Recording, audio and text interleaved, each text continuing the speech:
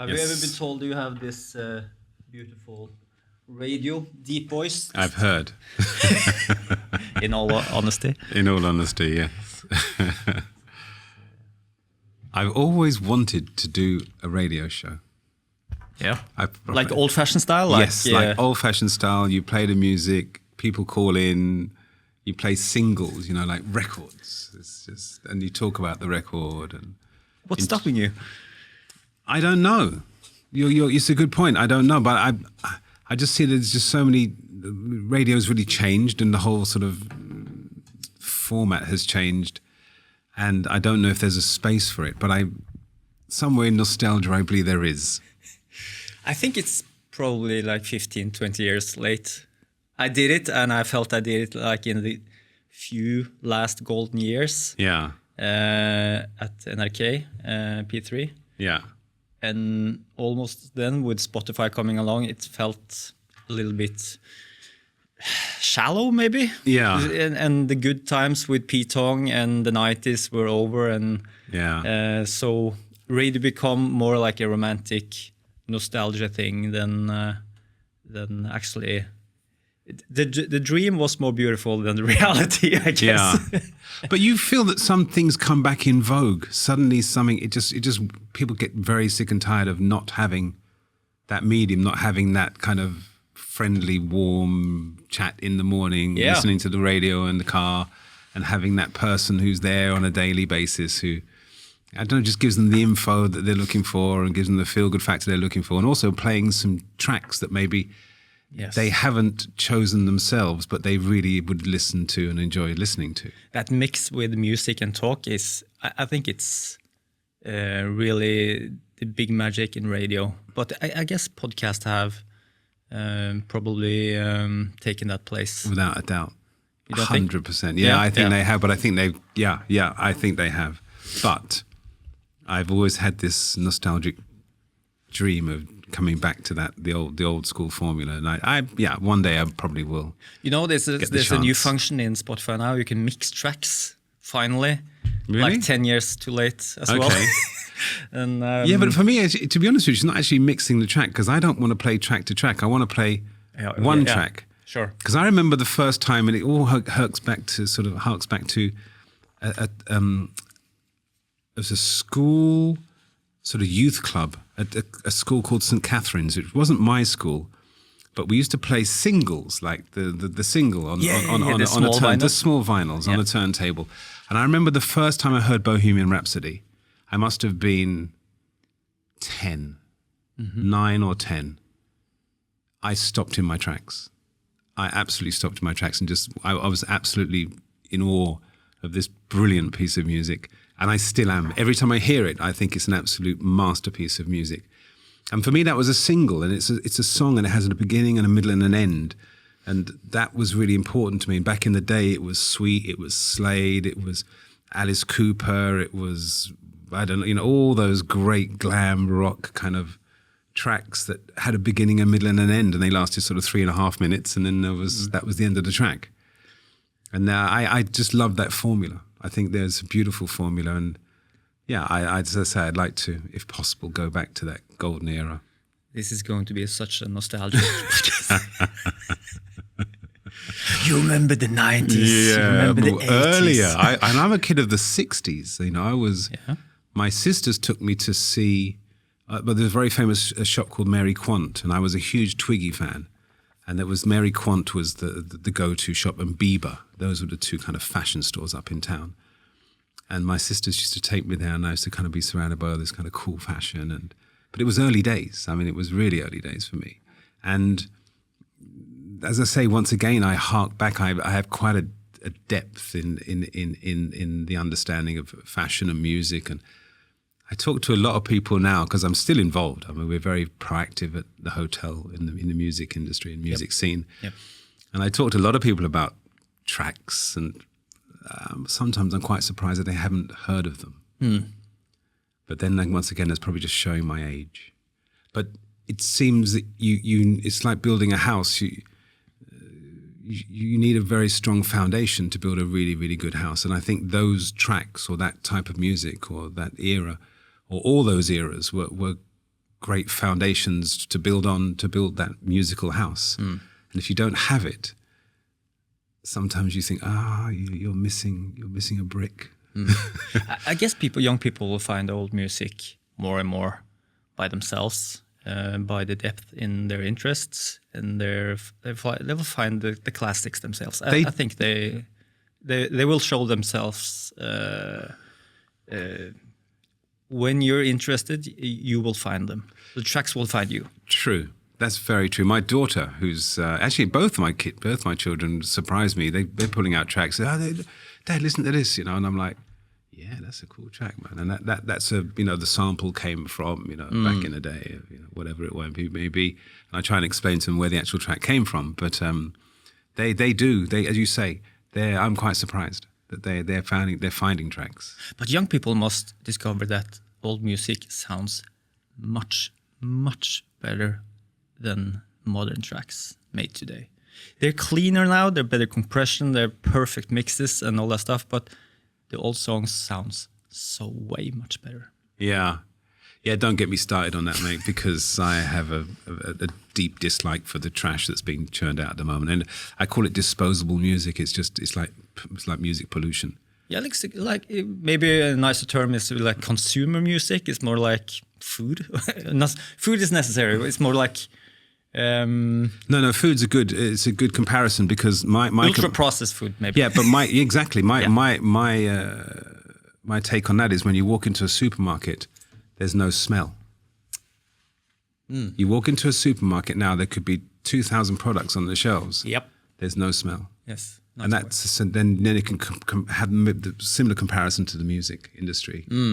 Is there's no smell. It doesn't go anywhere. It doesn't take me anywhere. It doesn't trigger anything. That's a good analogy. And also products like industry food, they're all how do you say that in English? Homogene. Yeah. They're all like, and they taste the same and it looks the same. And that's a big red flag for food, right? It should never taste the same. It should never look the same. But and that's also the case with music now. They sound the same. They sing the same way. It's like 2 minutes long. Yeah. And they have this YouTube tutorial for polishing. Everyone can do a professional pro sound from New York, Los Angeles, whatsoever. You can do it from a desktop at home. That's the big difference. Yeah, for sure. Yeah, you should, as I say, we should. I really wish we had the chance to kind of take a lot of musicians back into the archives.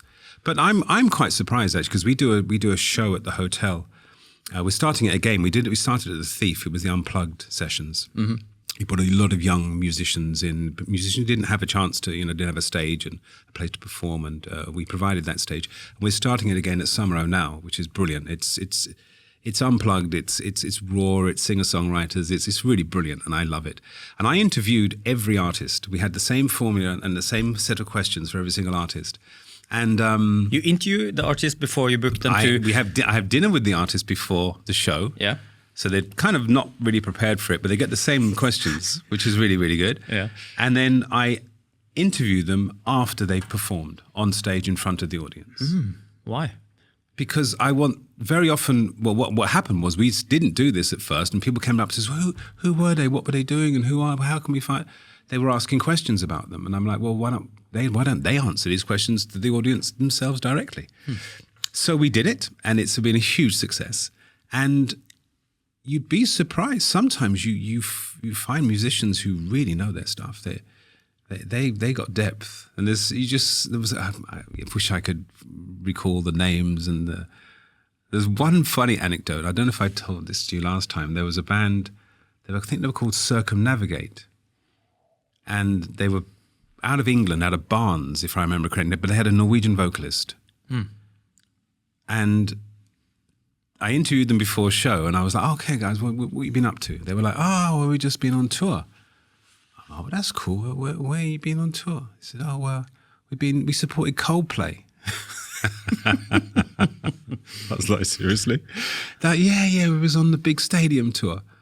I'm like, seriously, how many people were you playing in front of? 60, 70,000. I was like, oh my goodness. That's incredible. And it was a band that you'd never, ever guess had been actually supporting Coldplay on the big stadium tour. And they played it unplugged for us in front of 100. Yeah, in Sommerro. It's not at the Thief. At the Thief, okay. We not come to... No, we are now launching the same concept at Sommerro with my colleague Jens Bredberg, who is the producer and the driving force behind this concept. I host it and he produces it.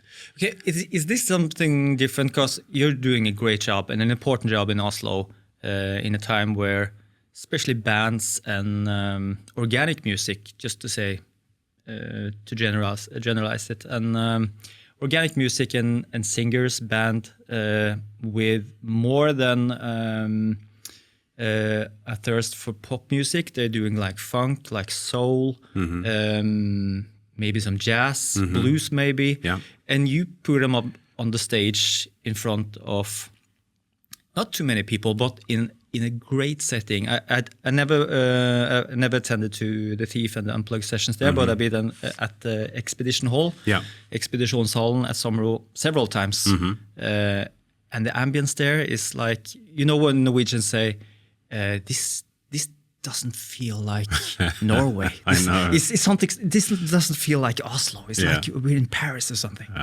That's the vibe in there. It's 100%, great. yeah. And the band and the music is really, really good. Yeah. I get that feedback all the time. In fact, that people feel it's like escapism. You walk off, you walk out of Suriplas and walk into a hotel, and suddenly you could actually be, as you say, in Paris, London, New York. But it is, in fact, as Norwegian as it gets in that room, because it's Expeditionshall of Oslo Lysverker. There's a Per Krog mosaic on the wall from 1930s. The walls are original, the floors are original, the colours are original, the lightings are. It is an original Norwegian building. Yeah. But I get exactly what you're saying, and it is a very escapism feeling when you walk into that beautiful room. Where the music's concerned, we wanted to go live. We saw the old Cotton Club, the Josephine Baker, the whole Cab Calloway, and it was what we wanted to achieve was have a musical backdrop to a dining experience. So it wasn't actually a show where the musicians got up on stage and they were the focal point. They were an accompaniment to dinner. As you saw back in the day. You saw these beautiful old films and the greatest stars up on stage doing their thing and the tap dancing, and it was beautiful.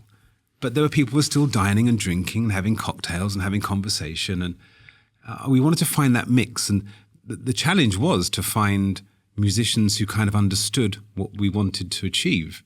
Because musicians, when they get on stage, they're usually the focal point of the evening. That's what it's for. They're up there and people be quiet and see the show and clap politely and then go home. We wanted to do something different, and it took a while. We found a brilliant jazz guitarist, a guy called Martin, who kind of led the show for us and accumulated some extraordinary musicians. I get goosebumps just thinking about it, because every night is different. We do a duo, we do quartet, we do quintet, we do sextet, we've done bluegrass, we've done burlesque. We do a soul night on Thursdays with a really cool band called Sunbird. Those guys are great. They're super good. They're friends of my girlfriend, actually. Really? Yeah. Those guys can play. That story I should tell you about, because when we first started, we were looking for acts. And we were told that there was a band playing in Jonstorget that we had to see. Yeah. Me and Jens. So we don't often go out together, but we thought, okay, let's make an occasion of this. We'll go for dinner, and we'll go and we'll sit down and we'll watch. We'll see this band everyone's talking about. And at the time, they were called Dark Roast. So we turn up at this bar where they're supposedly playing, and there's this bartender behind the bar, and there's an empty room, and we say to her, excuse me, is there a band here tonight? She said, yeah. So, well, where's the band? They said, well, they're going to be playing in that room there. There's this tiny little room, and they're like a 7-piece band. And we were like, really? So, yeah, just enjoy yourselves. They'll be here shortly. And me and Jens sat out on the balcony and just had a really nice conversation. We kind of lost ourselves in conversation. And without kind of noticing, suddenly this band started to appear, and they putting stuff together, and we were kind of in the corner of our eye, and then suddenly there was this band there absolutely rocking. Drummer was almost hanging out the window, but it was a tiny little room. The trombonist was sort of dodging heads because with his slide. And this place was absolutely popping. And we'd found the band. We were like, this band are just brilliant. To cut a bit of a long story short, they were residents at this place, and they kind of made this place kind of good. Yeah. And there was a little bit of can we drag them away, really? But I think what we did is we dragged them away, and we've had them play at the hotel every Thursday night since we've opened. Yeah. And I think they managed to work out with the ownership that they play another night, but it wouldn't be the Thursday because we wanted the Thursday. Yeah. And they've been with us. They've been with us ever since, and they're outstanding. They really are brilliant. Yeah, I totally agree. And first time I heard them, my father showed me all this kind of soul music, disco music, blues, and the cool side of rock, not the 80s, but like Jimi Hendrix, that kind of stuff from the 70s. And I immediately thought, these guys must have heard a lot about Curtis Mayfield. Yeah, There's a lot of Curtis Mayfield. 100%, and probably a bunch of Marvin Gaye.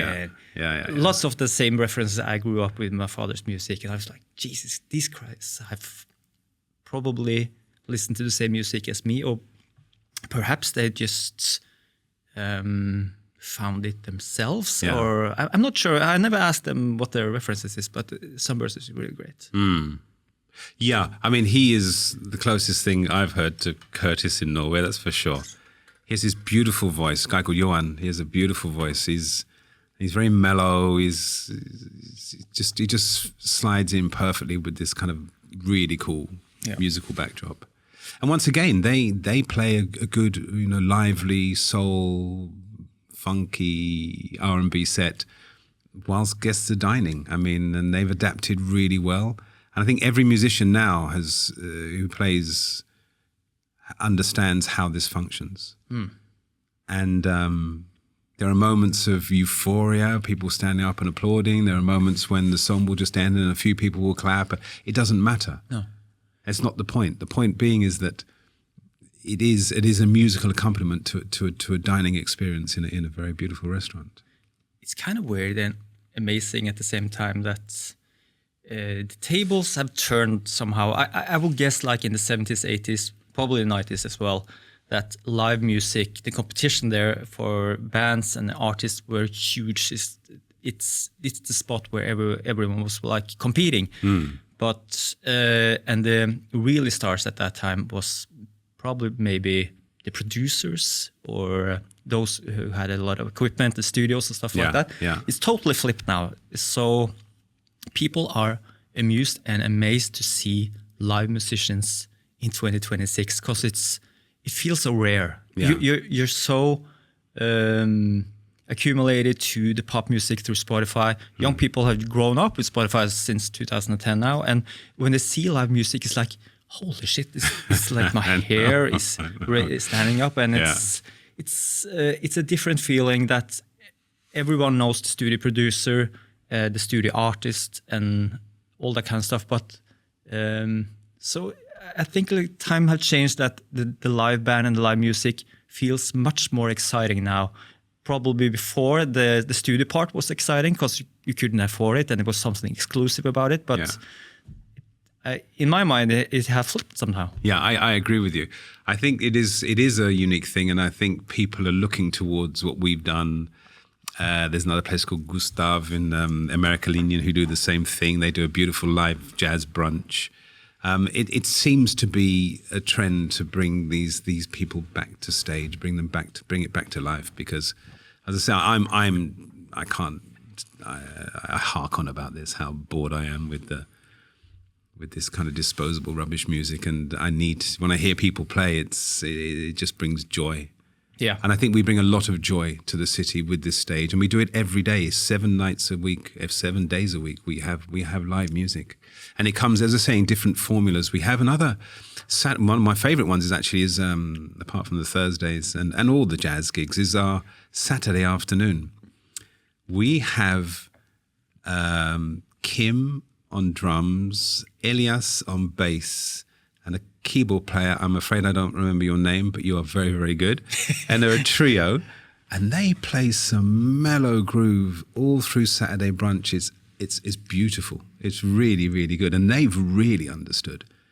They just kick back on this and they just jam on it. And it's really, really nice. So, the diversity is there. The interest is there. We're very proud of the fact that we provided this stage for young musicians.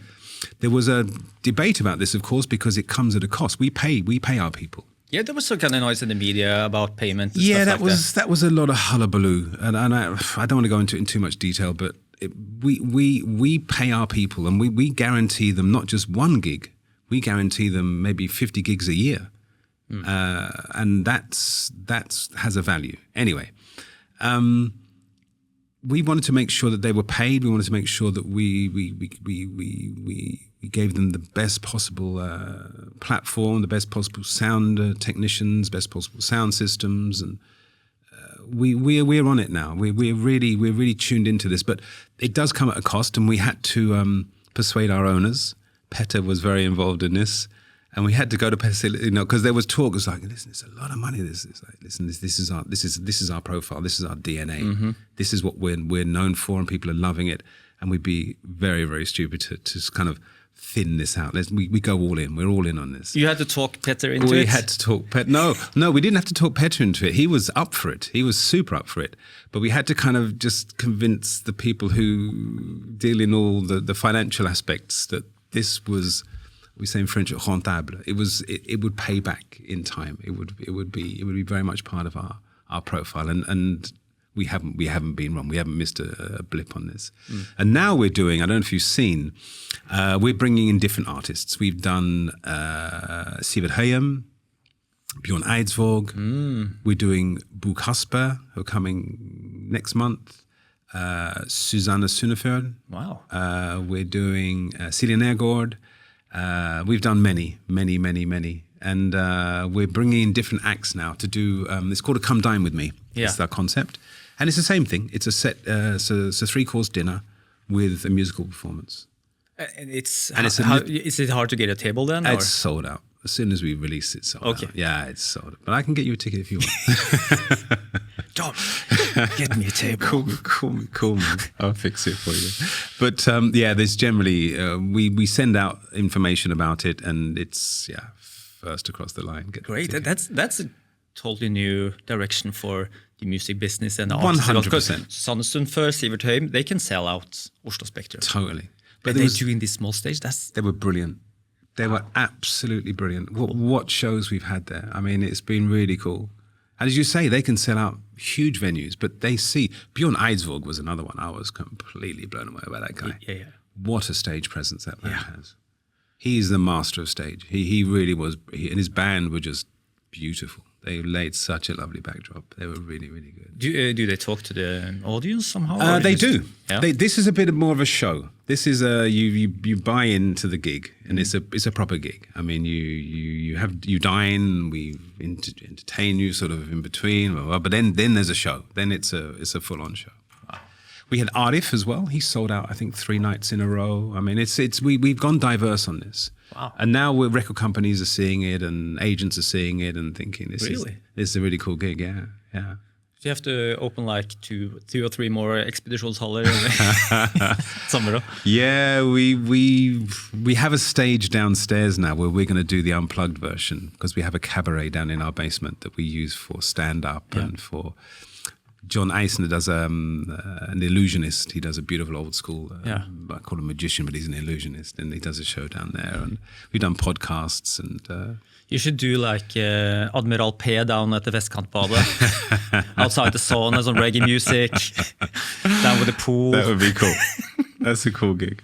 Yeah, I guess he will be into that. Yeah, but we love the challenge. We love the diversity, and just you got to keep it fresh. You got to keep it new. You got to keep people on their toes. And when Bo Kasper said yes, I mean that for us that was a big step. They are legends. They're brilliant. Yeah, one of the best gigs. I used to work at Rockefeller back in the day. I opened an American diner underneath Rockefeller called Bikini with a guy called Knut Axelsen. He does Kiss Ass merchandise. He's a bit of a ledge in the industry. Very, very, very cool guy. he opened his diner with myself and others, and I remember there was a gig upstairs, and they said, "Is his band coming in?" There's a band called Bukhasper, never heard of them. But I managed to get myself backstage, and I stood on the in the aisles basically, and watched this show. Blew me away. Absolutely, must be one of my favorite gigs of all time. Was watching, and it was at Bukhasper at Rockefeller, and must have been 30 years ago. They're still doing in Swedish, right? Yeah. Ingenting alls, Bollnäs och söt. Vi har stängt fabriken. Och yeah. These guys are great. So, okay, that's interesting because I've seen it in your eyes when those kind of acts play, and you're totally like mesmerized. Impossible to talk to you. It's like don't talk to me. No. Any advice You're for anybody so who knows music, me? like... When I'm at a gig, don't talk to me, please, because I'm there to see the band. And I mean, it's a bit of a English thing in a way. I think maybe we got a show and we stand there and we watch the act. A bit of a London gig maybe. We've been gigging all our lives since we were young, and we go to see the band. I'll take notes here. Don't disturb Tom. Next time, not shut the fuck up. It's very much that I'm there to see the band, and I'm there to show respect for what's happening on stage, and I'm there to applaud and enjoy. There's also another thing. I'm a closet drummer, so I have a little drum studio in my house, and I love drummers. I'm a big drum freak, so I'm very often eyes on drummer, just watching his technique and just enjoying the beauty of drumming. So that's very much my thing as well. So I'm very often locked into the drummer. So someday you're going to do the gig as well yourself? I can support. Yeah, in all honesty, I think one day I do actually sit in my studio drumming thinking I could get up on stage and I could just hold this, I could sit in on this rhythm and just put it in the pocket and hold it tight. And I could do it. And I think one day, Jens will say, Dominic, you got to do this. We got to do it. And he's a guitarist as well. So I think sooner or later we will get up on stage and do a song maybe. Yeah. Okay. You remember the last time you said you didn't, but I remember a lot of it. And I guess it was episode 7 or 8 back in 2019. Yeah. Yeah. That's 6 years ago. Yeah. Jesus. No, 7 years ago. 6.5. Okay. And we talked a lot about your history and your background. I want to talk about that again, if you like to, and your TED Talk we have to tap into. And of course, the electric times in Paris and London, especially Paris. Yeah. You described as really a special vibe and time in cultural history. Yeah. And as we talked about, the live band and the live music is now more popular than ever and maybe more important than studio music. Something has happened to the club music. It's almost like the pop music. It's sterile. It's boring. Mm-hmm. It's these big shows where everyone looks at the DJ or DJ in question marks. And something has changed about the club culture. Everyone was dancing with each other before. The club life was something totally different than now. And the 80s and the 90s probably was the high mark of club music, I guess. Yeah. And how was Paris? And how did you end up like being a club creator? Yeah.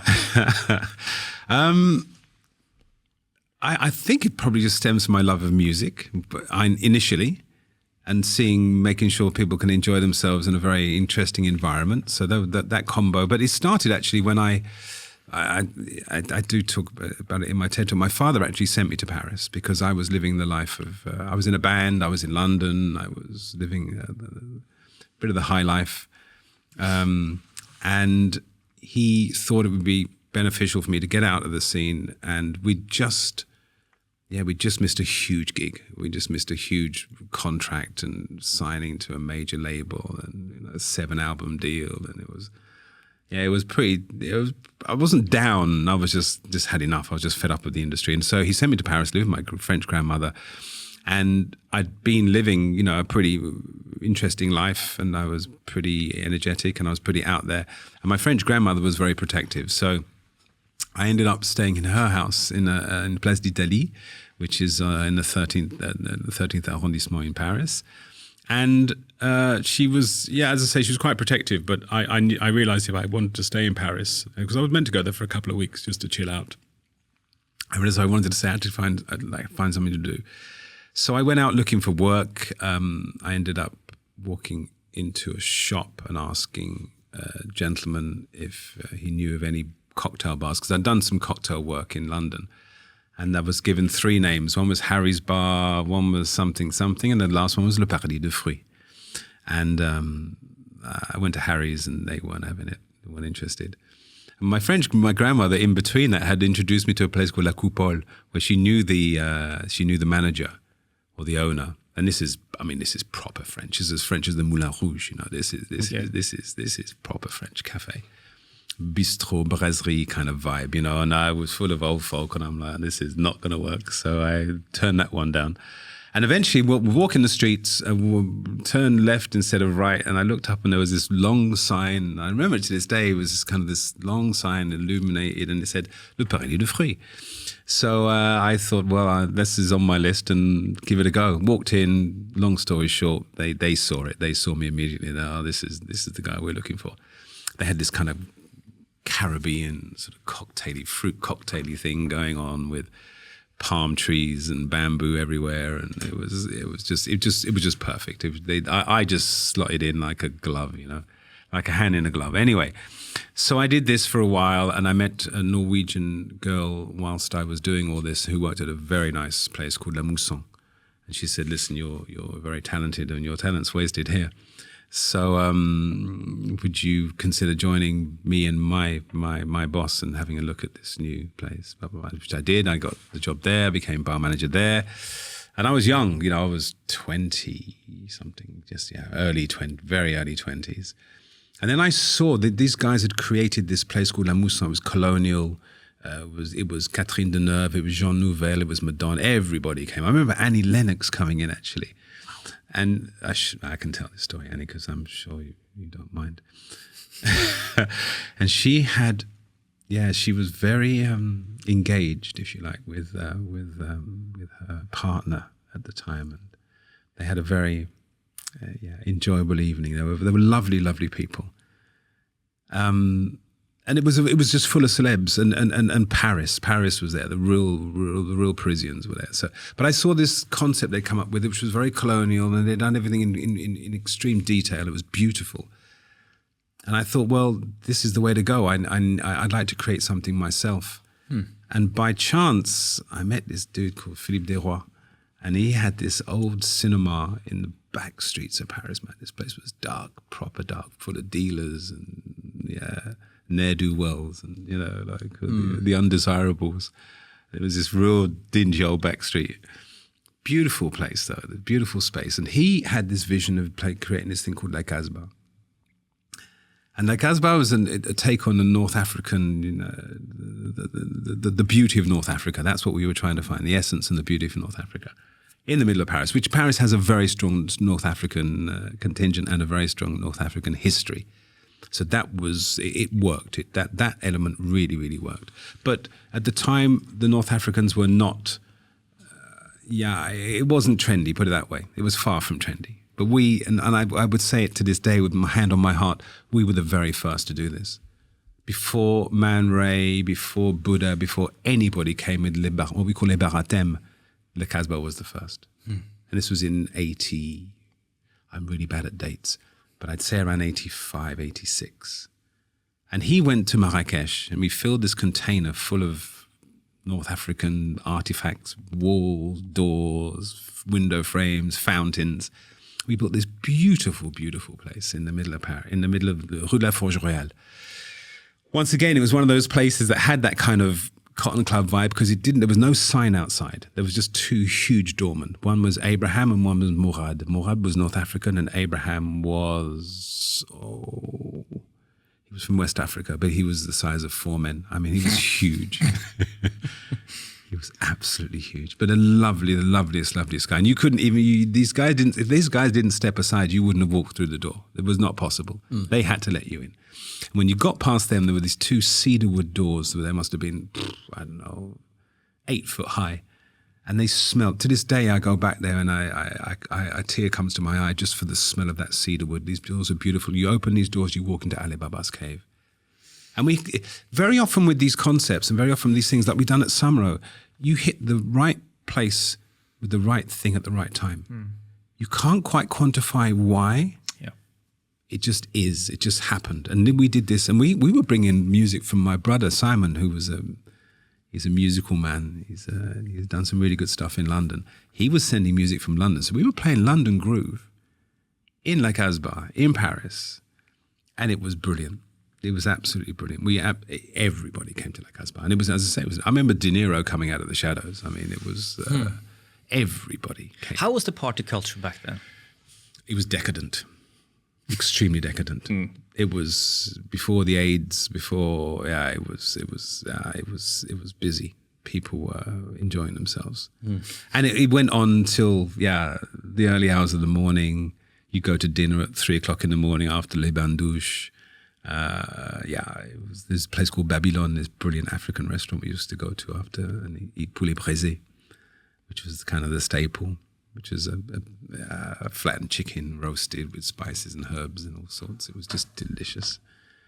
It was great. And also just after that came the David Guetta actually worked at Les Bains Douches before. He was a young guy? Young, before he became the superstar that he is. But then a little bit later on, after I'd done La Casbah and I did Le China Club, which was behind l'Opéra de la Bastille, and I should shout out to Nicolas and Charlotte Testu, who were, they were the guiding light at the time. They were brilliant. They were 2 people, 2 young Franco-Suédois restaurateurs who were just extraordinary. They had the eye. They had this touch about them that was just... It was definitely worth following, and I did.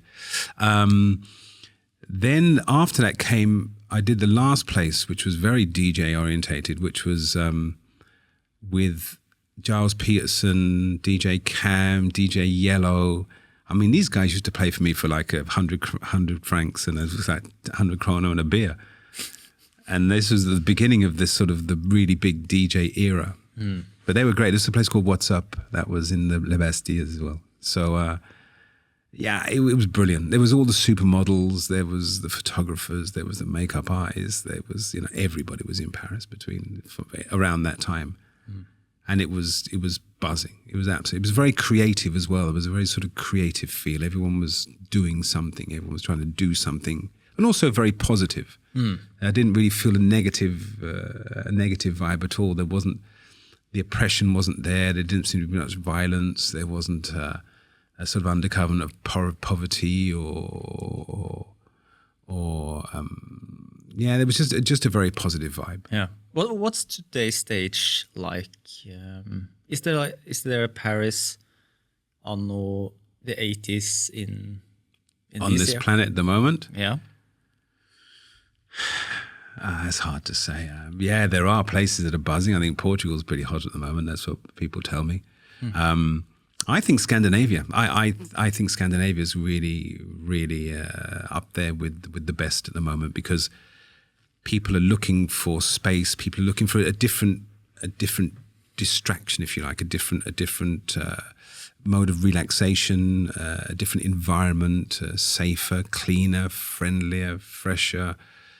And we're getting this. We hear this from the industry. We hear this from tourists when they come to the city, that this is something they're really enjoying. You can queue outside the London Eye for 3 hours. You can queue outside Madame Tussauds in London. You can, you're just in a queue. Yeah. And there's 1,000 people with you, and you're just waiting in a queue, and you wait and wait, and you get into something that's kind of okay, and then you leave. Whereas here, you can discover stuff. Here you can take people and just send them into an area and just give them a little hint, a little push in the right direction, and then they're off.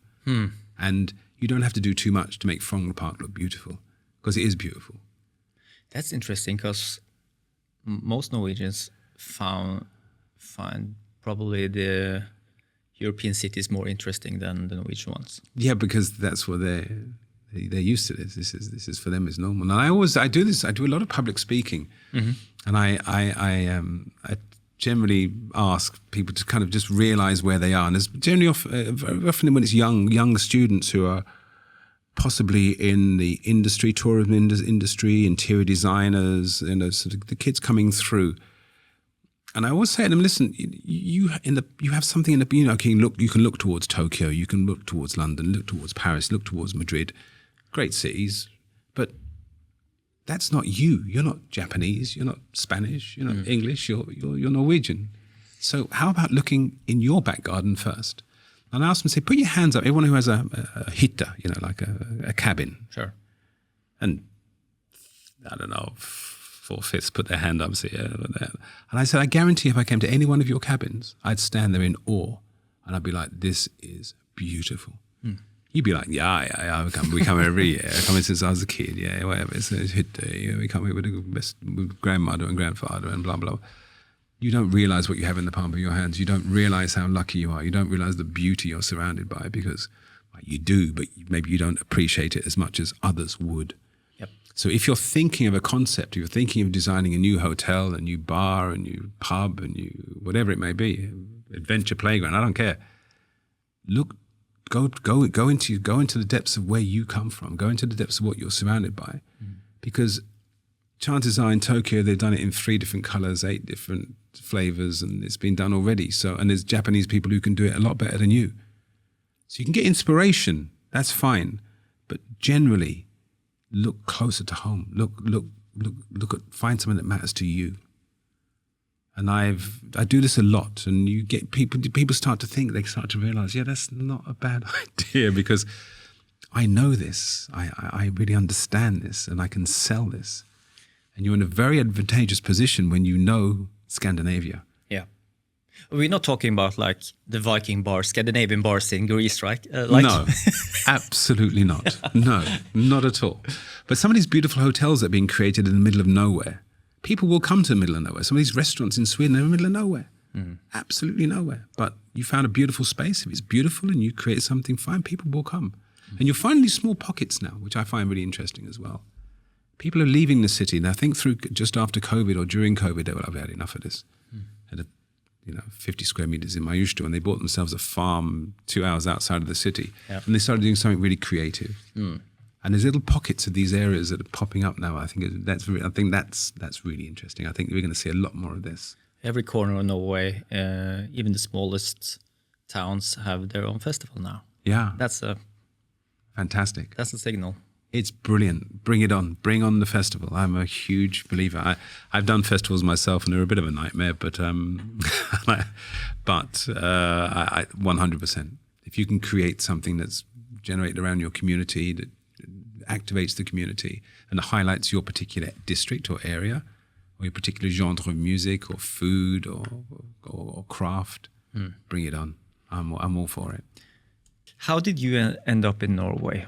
For those who don't know your story. Well, I'm glad you've asked me this question because because the first time you asked me this question, I did answer it, but I called her a Norwegian model, which I should never have done, because her name is Trudy, and we met in Paris, and she was a very good model, working with some of the biggest stars, some of the biggest photographers, some of the biggest brands, some of the biggest designers, and we fell in love, and we lived together in Paris, and we traveled the world together. And sounds way too romantic.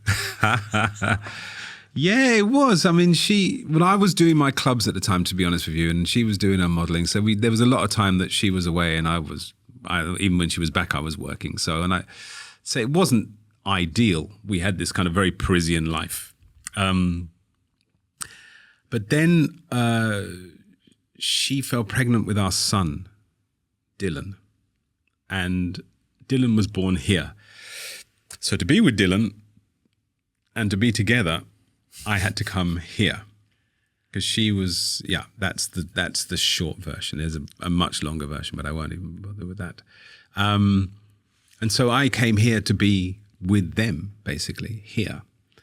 And at the time, I had very little to do, but there was two ladies called Monica and Greta, and they owned a place called Barbind, which was just across the road from Sommerro. This is back in the day. And this place, small little place. It's tiny. Yeah. But this place was rock and roll, proper rock and roll. This was Clawfinger and Rage Against the Machine and real Stone Temple Pilots. And I had a history of rock music from my brothers and sisters. So I knew rock music and I was quite okay with it. I was quite comfortable with it. But I managed to get some good old rap and some good old soul thrown in there. But it was pretty dark and it was pretty beer orientated, like pints of beer. And it wasn't fancy at all. And I just come from the fanciest clubs in Paris, and I was standing behind this bar in this incredibly sort of Norwegian rocky environment. But it was fun. And that's what I had to do just to keep myself busy. And they were very generous enough to give me that job. And I could work behind this bar. And I met everybody. I mean, the Dum Dum Boys were there. The Backstreet Girls were there. What's his name? Michael from... Oh, please help me. From... yes. Michael, oh, my God. The Norwegian rock band, right? Yes. And this other guy from Michael Krohn, right? Michael Krohn, that's him, yeah. He was there. Government ministers were there. In fact, the ministers I see now in Parliament, they was all there. Raga Rockers. Yes. Exactly. Jesus. Thank you. Yeah, it was a lot of young, aspiring politicians, musicians, authors. Everybody was there. Yeah. So I met a ton of people in the early days who I still see today. It's quite ironic. Do we have any similar places like that, like these melting pots of power and fame and beauty and stuff like that, like in the 80s and 90s? Do we have that now without the dinner tables and without... Not that I can think of. No? No, I can't think of any. Maybe, Blore. Maybe they have that kind of vibe down there. They've had it for a long time. They've been doing some really good stuff, and they're culturally very diverse within the city. Sure. But it's very much of an East Sidey thing. Yep. There may be a problem with if you're a very known person, exposed person. This with the mobile phone and the camera, it's quite problematic for what stays at the club. What happens at the club stays at the club. That doesn't happen anymore. There's Snapchat. There's social media. There's extremely the private space at the clubs are gone, and I guess the mystery and a lot of the energy from the 80s and 90s disappeared as well. Yeah. Together with smartphone. Yeah. I totally agree with you. That's very true. But that's what I had to do to kind of keep myself busy. So I did that for a while. And then I think I opened Bikini afterwards. I opened Aqua, Buddha, Cosmo. I've been extremely busy in the industry. But that's the foundation of my... the ironic thing is when I first came to Oslo, me and Trudy visited from Paris, where we were living together. Went to a house in Sturlasvei, which is Holmenkollen, just under Gressbanen. Another long story short, I bought a house maybe, let's say 20 years later, just across the road from this house. I'd never ever imagined I would stay, never imagined I would be living here, but I managed to buy a house just across the road from this original place I'd been to. And this is maybe it was 30 years. But I ended up in the same space, basically. And now I live quite close to that original house as well. So I didn't go too far from where I originally landed in Oslo. And that's basically the foundation of me being here. But I was quite in tune with what was going on in Scandinavia in a way, because we were traveling back and forth from Paris just to visit at the time. And when I came here, people knew my clubs in Paris. So they said, listen, Dominic, could you please just continue what you've been doing in Paris, but just snap just your do fingers, it here. do your thing. Yeah. But it was more that they could see that it was good. They'd really enjoyed what was happening in Paris. But then I had to, of course, to adapt to Norwegian culture or Scandinavian culture, which I had a bit of a challenge doing. How different the Norwegian culture from like Paris? Oh, my days. Oh, I still see it to this day. You can't rock up to a club in Paris without being ready. Trust me, you got to be ready like Freddie. You got to come with the right look. You got to come with the right vibe. Hopefully, you know somebody on the door. Maybe accompanied by, you can't. 10 guys turning up on the door wouldn't work unless you're really well known. Unless you know the door personnel, and they're very, very much more selective. In Oslo, you just sort of stood in a queue and you'd get in. Basically, if you were at the end of the queue with a sausage and a beer, you just get to the front of the queue eventually, finishing your sausage and your beer.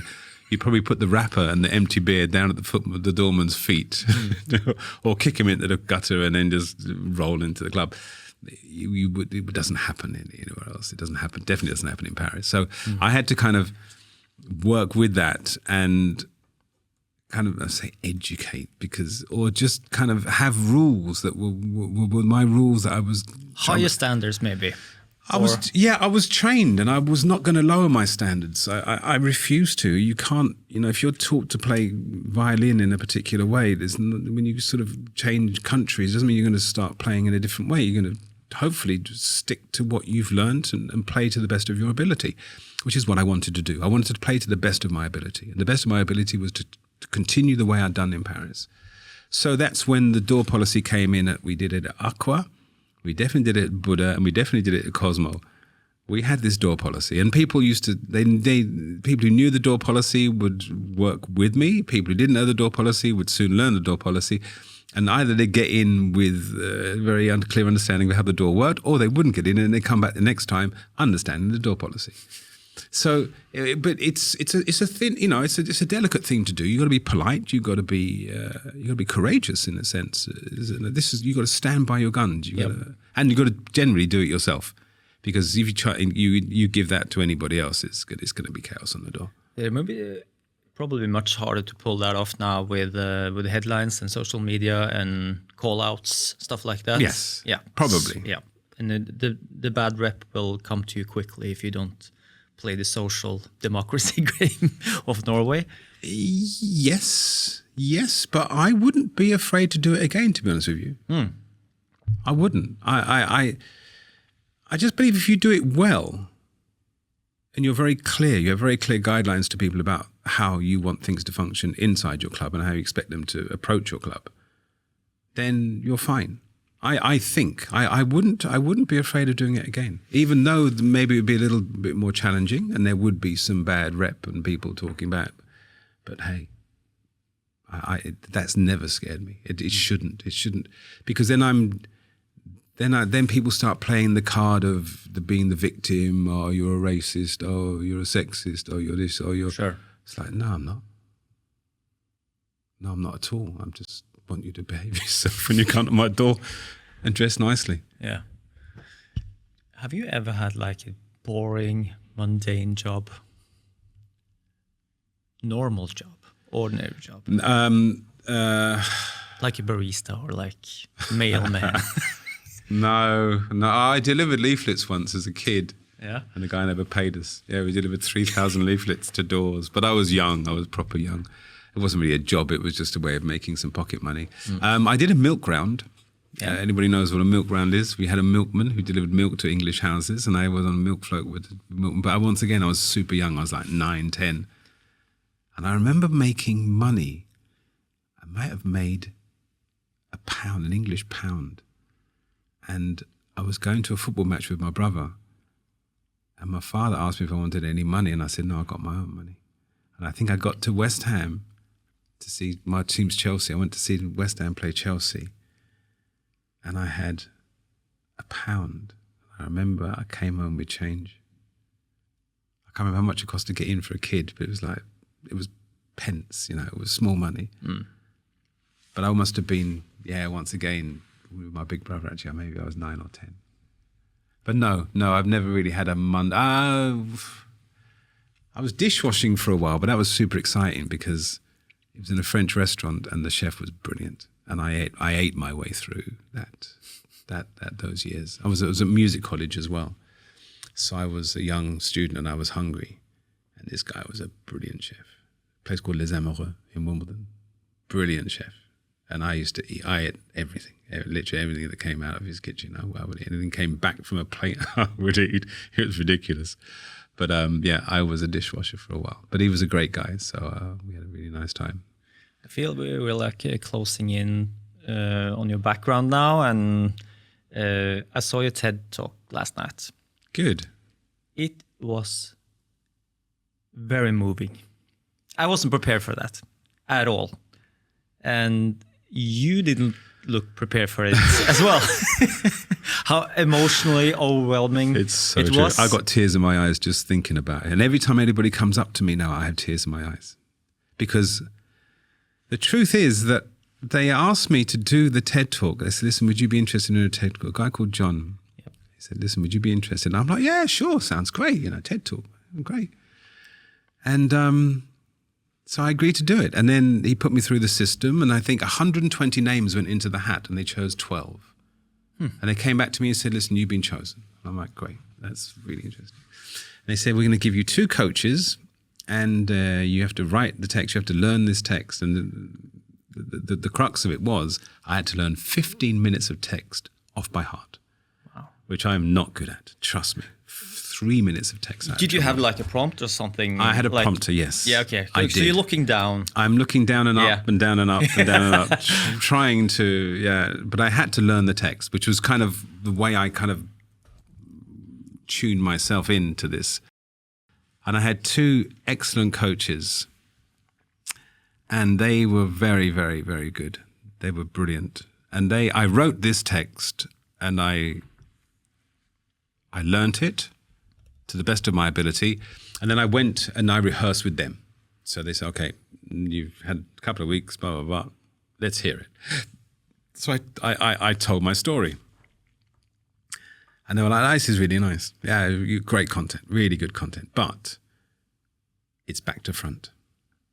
And I'm like, what do you mean it's back to front? They said, well, you're presenting it incorrectly. And I don't want to say too much because I really hope a lot of listeners go and see and go and tune into it, because it was an incredible journey for me, but the emotional upheaval was huge. And I didn't realize it was going to happen. Oh. But I did tell them whilst we were doing this, I said to them, there's going to be some tears. And they were looking at me like that. I said, trust me, there will be tears. And I was 100% right, because when I did all this, and then I without going into too much detail, I did flip it, and I put it together, and they asked me to open it in a particular way, where I would establish myself. They said a lot of people know who you are, but there's some people who don't. But you're known for something. That's why you're here. Mm-hmm. So you have to open this in a particular way. So I went just deep into myself, and I realized the most important person to me, or one of my guiding lights and my role models, was Muhammad Ali. So I opened with homage to him, and as I say, I won't say too much, but people have to see it to get it. But that meant so much to me. That was everything. It was the opening for me was that really set the tone for me, and from there, I wouldn't say it became easy, but I said it. I absolutely said it. And then I went to rehearsals. So you fly in on a Wednesday and they take you to dinner. It's beautiful. Very nice. And all the other speakers are there. And then on Thursday, it's rehearsal day. So I get to rehearsals and they're, okay, it's your spot, Dominic, here we go. And then it all comes up and I start saying, I open it and it's okay. And then I get to the part that's just, it's an absolute heartbreaker. And I break down. Yeah. I'm absolutely crying on stage. Yeah. Your voice cracks. Then that's the show. You saw the show. Oh, this is rehearsals. Rehearsals, I say I lost it, but it was much more than that.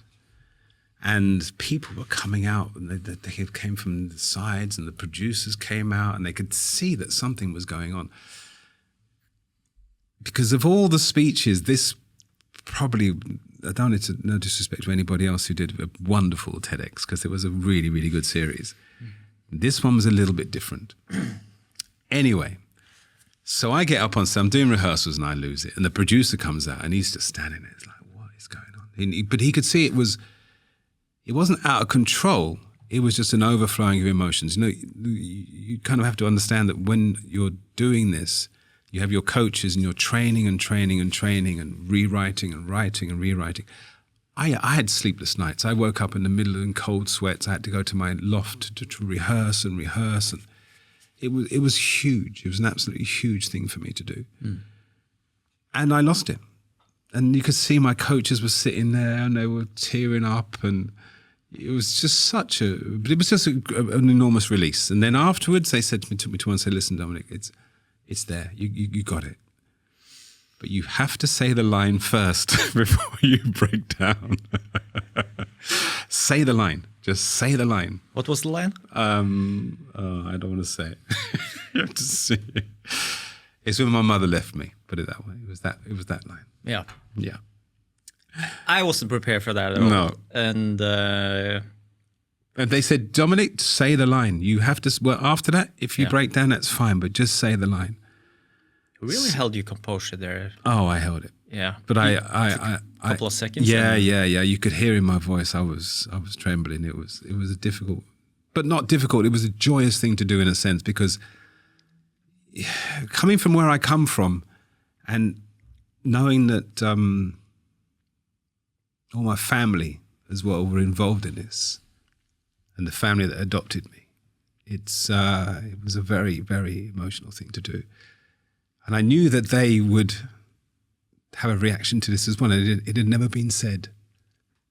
The family history had never been said. It had never been publicized, if you like. No. They tried, in fact, when we were young. There was a TV series that came to the house and said, listen, this family's exceptional. Can we do a documentary on follow you? There was a documentary in English, I think it was on BBC, called The Family. Yeah. Maybe we should put in some context, which this is your adoption family, My right? adoptive family, yes. Yeah, they asked my father if they could film our family, because it was just a unique family.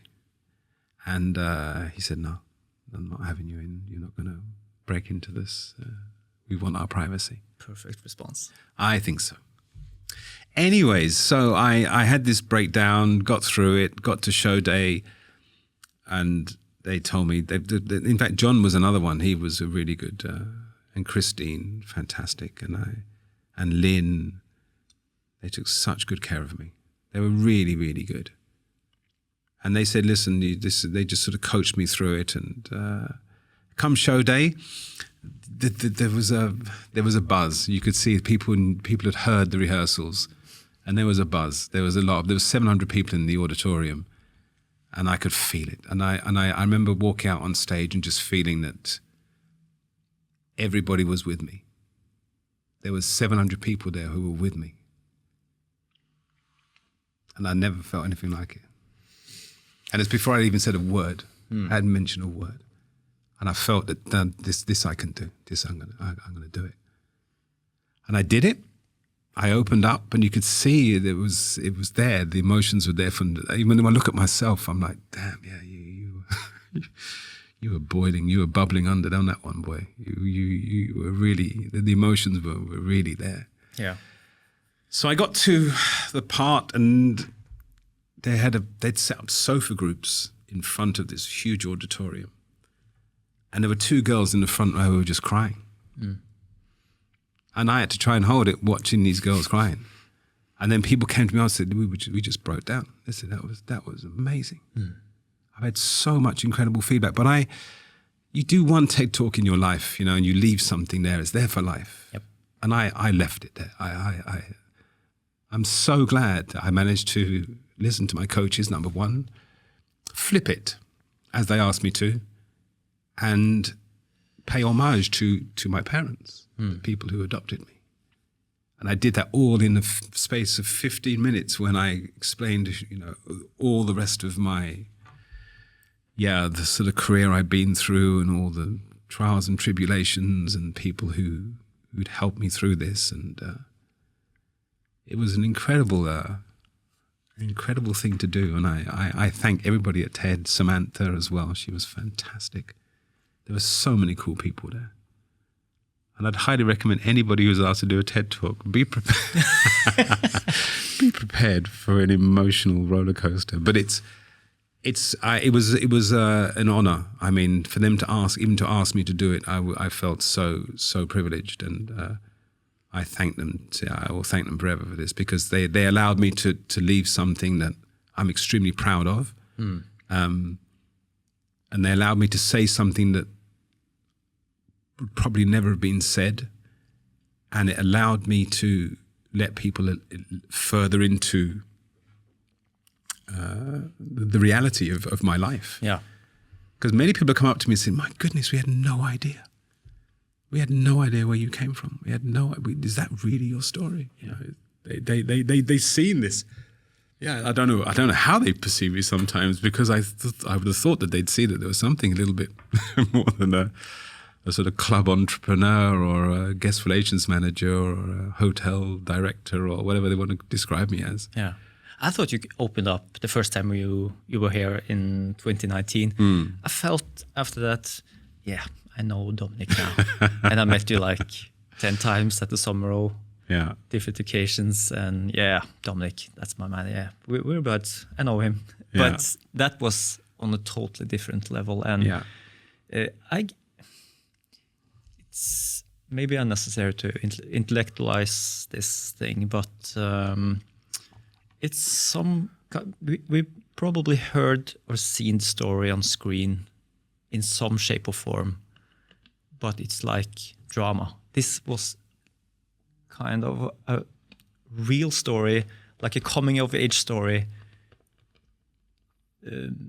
that felt so much closer, and it was such on a detail. I wasn't prepared to be such a personal thing, and it's affected me. I was sitting in a car and was like, damn, why did I get so emotional?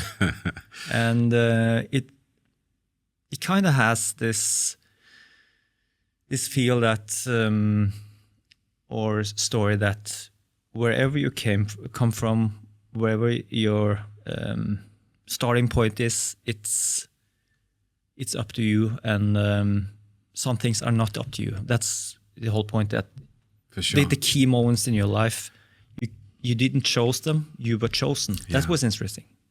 That's where it came from. And it's always been, I've always told the story that I went from a very, very, very disadvantaged position to being in a very privileged position in a breath. That's how I described it. Yeah. It was literally in a breath. It could have gone so many other ways. It could have been, it could have been a very different story. But I was lucky enough. I was very lucky. I was very, very, very, very lucky. And I think that has a lot to do with what I do now, in the sense that I believe I was given this chance, and my vocation is clear. I truly believe I was born to serve. I truly believe I was put here to create environments where people can thrive, people can enjoy, people can rejoice, people can dance, people can sing, people can drink, people can eat, people can. And I sort of equate it to, I did this presentation a couple of days ago, and I said, the first question came in and said, what made you want to do this? And I remember my father, who was a great lover of restaurants and bon viveur, we would say in French. He took us, we traveled the world in and out of restaurants, and restaurants were one of his favorite things. And I saw a maître d'hôtel who could greet people on the way into a restaurant in such a warm, welcoming fashion, provide cocktail, provide a dinner, provide charm, provide an anecdote, provide a compliment, just enhance, decorate this dining experience that two people were enjoying, and leave it there, and he'd walk out, he'd embrace the wife, he'd shake their husband's hand, and they'd leave, he'd greet them by name, whatever it was, there was an intimacy to it. And there's an intimacy to it that you can create without even knowing the person. And I love that. I love that you can get this close relationship to people, and you see them for 5 minutes of your life. You can spend the next 5 years having them as a frequent guest, or never see them ever again. It doesn't really matter. What is the key there? Is it like make the customer aspect disappear somehow and make it more into like an experience, or how does it work? Well, for me, it was just to sort of finish the raison d'être, in a sense. The reason why is that, or the reason to be is that I could make so many people happy, and I could, in such a short space of time, in an evening, I could shake 500 hands, and maybe 450 will leave happy, maybe some of them won't, but that's just the nature of the beast. But generally, people enjoy themselves. You create an environment where they're going to enjoy themselves, and you can imagine how many people you've made happy in a week.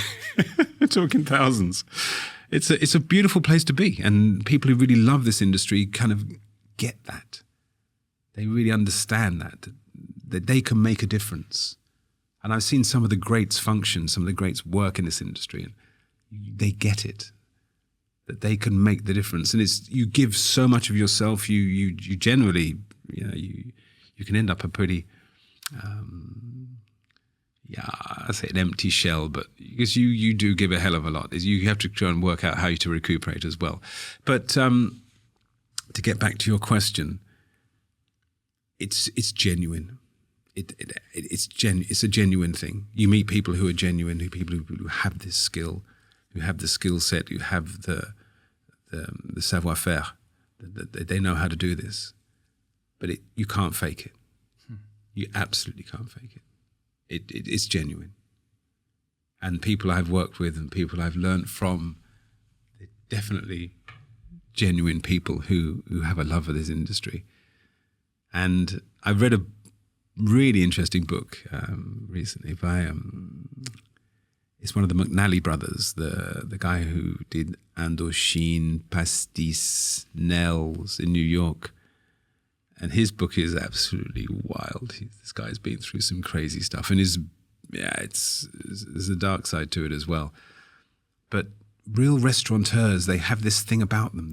They just love restaurants. And they understand restaurants. They understand customers' needs. They understand quality. They understand honesty. They understand value for money. That's a real restaurateur. And risk. Yeah, but it's a calculated risk. Yeah, there is a risk. The Manali's, he in particular went bankrupt. 3 of his places went bankrupt, but 6 of them were hugely successful. I think that's the ratio.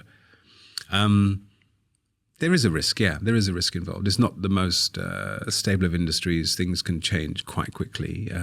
People's economies have changed drastically. But saying that, within the last year, I think 10 new restaurants have opened up around Sommerro. 10 good restaurants. So there is a market there. People still believe. People still will take the risk, and people will still have faith in their clientele. There's a new place opened up just recently, a place called Cordial. I didn't go there. I sent a friend there last night. He said it was superb. It's in the old Marais building, just in Frogner, quite close to the hotel. A guy called Kato and Kitty who run it. These guys have been restaurateurs. Kato was the chef at Tapas back in the day down by Lodi. I mean, this is old school, and he's still doing it. And he's opened up a new place. Place is packed. It's a really, really good restaurant. A friend of mine, as I say, went there yesterday. It was superb. But the part of being like, what was the word you used? Genuine. Yes. Is this what I connected with the risk was this constant skin in the game. There's not much of entrepreneurship on that level that brings so much skin in the game, like honor, feelings, sweat, time, money into one project, and the competition is fierce. Yes. There's no like subsidies or any kind of if you don't deliver, you'll go bankrupt, and that's why you see that's the beautiful thing. Like I love the restaurant Le Benjamin. Yeah, Magda. Yeah, it's Magdalena. Yes, yeah. Love her. And they have doing this. I'm not sure they're doing the same concept, but everyone knows Le Benjamin for like all the years they have gone through like ups and downs, but it's still one of the most respected restaurants in Oslo. And it's like, it's genuine, and they have the skin in the game, and they really love what they do. Yes. And that's the key part, I guess. Is Uwe as well, her husband, who's the chef? Yeah, he's been here actually. Is he? Yeah.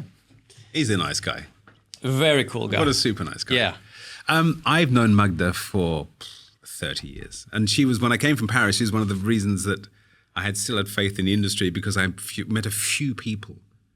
There was her, and there was a girl called Shashti, who were very good. Shelana was the head chef at Aqua. There's a lot of names. Oh, who was that guy? There's a really guy who became a very, very famous chef. I can't remember his name now. Anyway, Magda was a waitress at the time, and I'd just come from Paris, and I had no faith in the industry in Norway, really. But she gave me faith. She was really good. Even back then, she was brilliant. I mean, and I've love what she's done ever since. She's genuine. She's a restaurateur. In fact, I had some. I had a very famous football coach, the world's most famous football coach. He came to Oslo to chill with a book, and I spent a lot of nice time with him. And he stayed at the hotel, and he wanted to go out for dinner. So I said, there's, you're pretty well known, so it could be a bit of a challenge. And I ended up calling Magda. I said, Magda, you at work? She's like, yeah. I said, listen, if I send him to you, can he sit on the bar and have dinner with you? Like, she goes, yeah, I'm on the bar tonight. Just send him. Brilliant. He turned up with him and his book, and she took such good care of him. He had such a lovely evening. And every night, every time he went out for dinner, I didn't go for dinner with him, but I had work to do. And then when he came back, we used to sit in the hotel and just talk. I didn't talk football because it's like talking to Rembrandt about painting. I'm like, what am I going to tell him about football? Even though I'm passionate about football, we spoke about everything else apart from football. Yeah, spoke about interesting. Beautiful man, really beautiful man. But he, as said, she's the lady I trusted, and I said, listen, he'll be there. And he did turn up, and she took care of him. He sat on the bar and had time with her, and they were chatting and doing the thing. And has he retired, or he? Yeah, absolutely not. You won't say his name? No, absolutely not. But he is the world's most famous football trainer. Okay. So probably his first name is like in 4 letters, I guess. Yeah, if you've spelled it with a double somewhere, baby. Okay. Okay, I'll ask you afterwards. But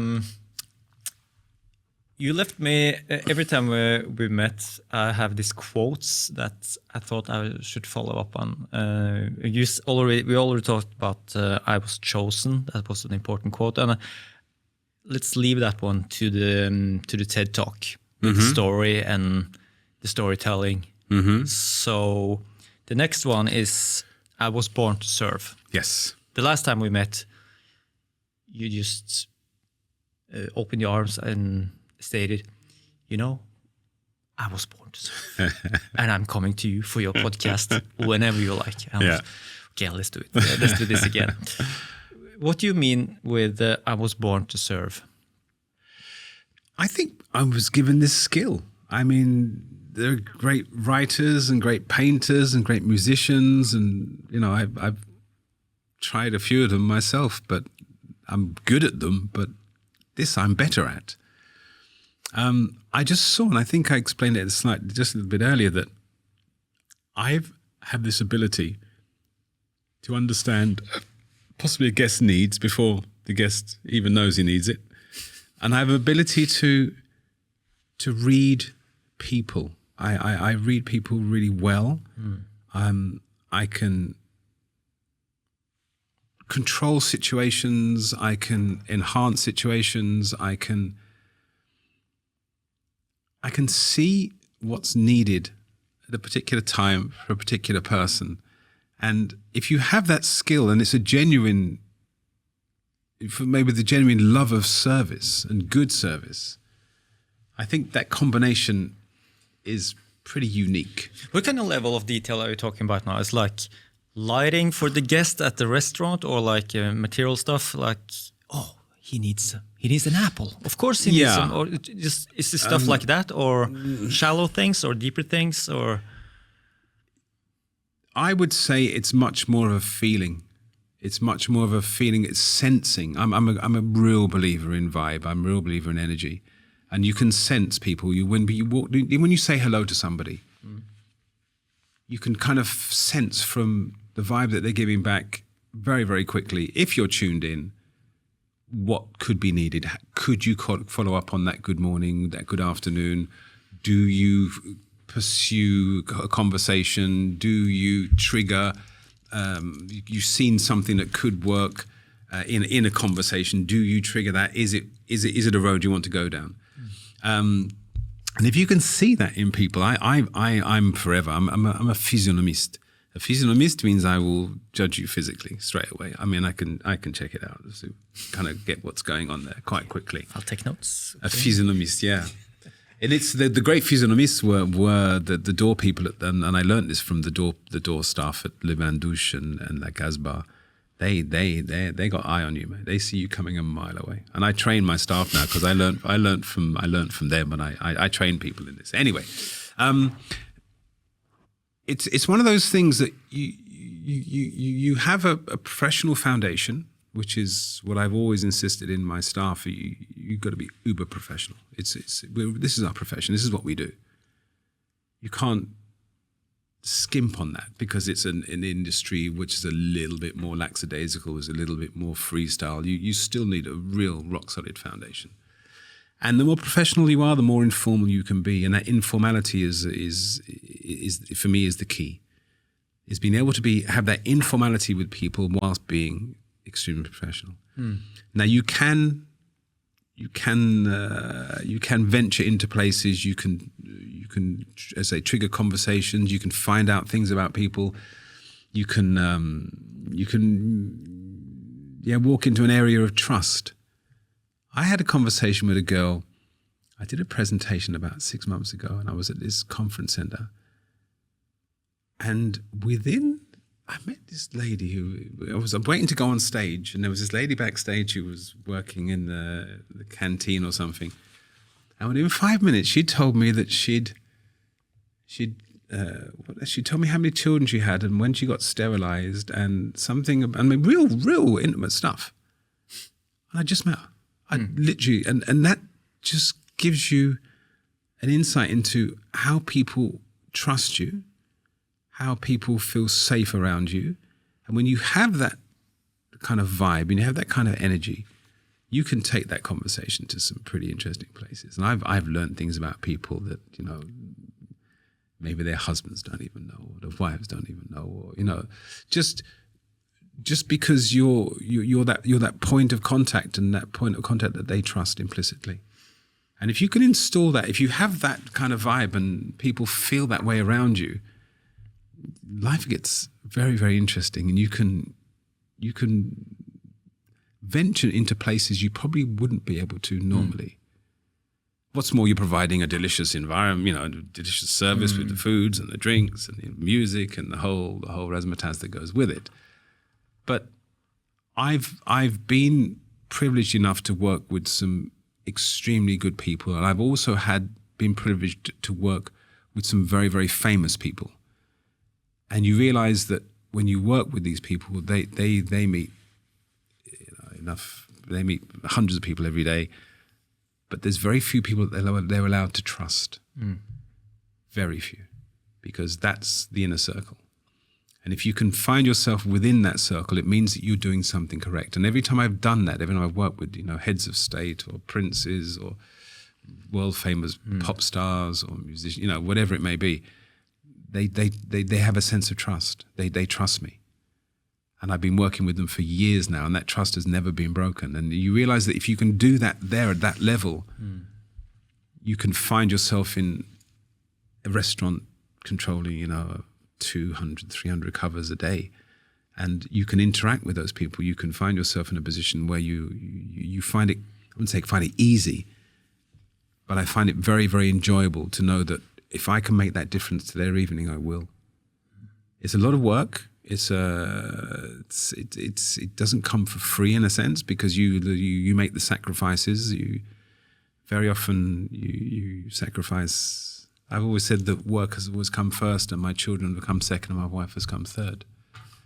But they know it. Not because I don't love them more than my work or love them less than my work.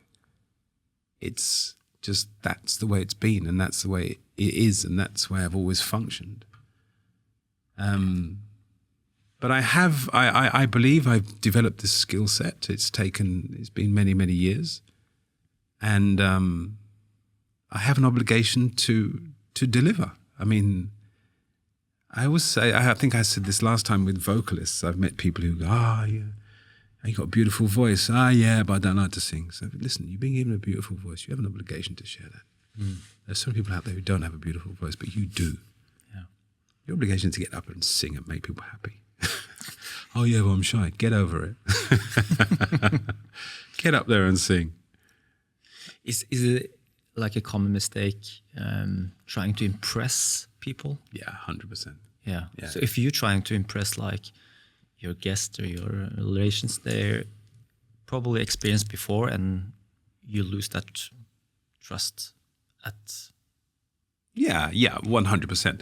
I mean, very often get asked if, some famous pop star, if I can get them to the after party, somebody's throwing an after party, and, I was some hip hop gig downtown, and, like, listen, dude, the artist has just come from LA where they've been throwing the finest parties in the world, and your party just doesn't match, and it's not going to work. So I'm not there to impress at all. Not in the slightest. Well, my job is to make sure that the artist feels comfortable, the artist feels secure, the artist has everything that they've asked for within reason, and to make sure that they are in the best possible shape to come to the arena and deliver. And you very often get this comment, oh yeah, who does he think he is? He's got a private jet and his PA and he's got all these special things going on and his rider's ridiculous. And it's like, well, if he doesn't deliver, there's about 50,000 people down the line who will be very disappointed because they're flying in to see the show. There's all the merch, there's all the food, there's all the this, there's all the management, there's all the PRs, there's all the agents. Everybody's linked to this one particular dude who needs to perform. And it's my job to get him up on stage in the best possible condition. And that's what I will do. And people forget that the pressures on the artists is huge. I mean, they really take it for granted that somebody's going to get up on stage and do a 3-hour show and dance and sing. I was with, I can actually name him, Miles Kennedy, 2 days ago, and we were talking about this. He came with Altered Bridge, which is his band Creed, the ex-Creed, and he sings with Slash. He's Slash's lead vocalist as well, and the Slash goes out. Really? Yeah. Really nice guy, brilliant vocalist. Very, very nice guy. Sat with him a couple of days ago having breakfast in the hotel, and he was talking just about that, the change of environments. They're on tour now, and you have to, the language, environment, temperature, food, culture, religion, you name it. You can go from country to country to country and not end up not knowing where you are, and the stress on the body, he said, it's intense. He goes, it's a very, very challenging thing to do. Very nice guy. Great vocalist.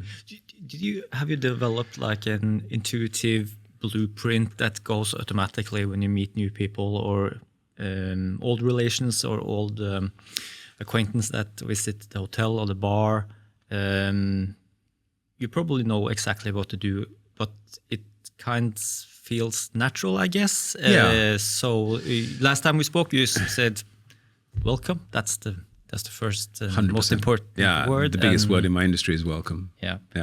And then there's like thousands of variations after that, but it's like reading people and then just take it from there.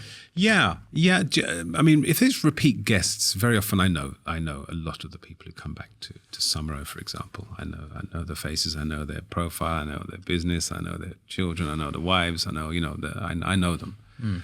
So that conversation can be quite easily navigated and be relaxed and informal and very enjoyable.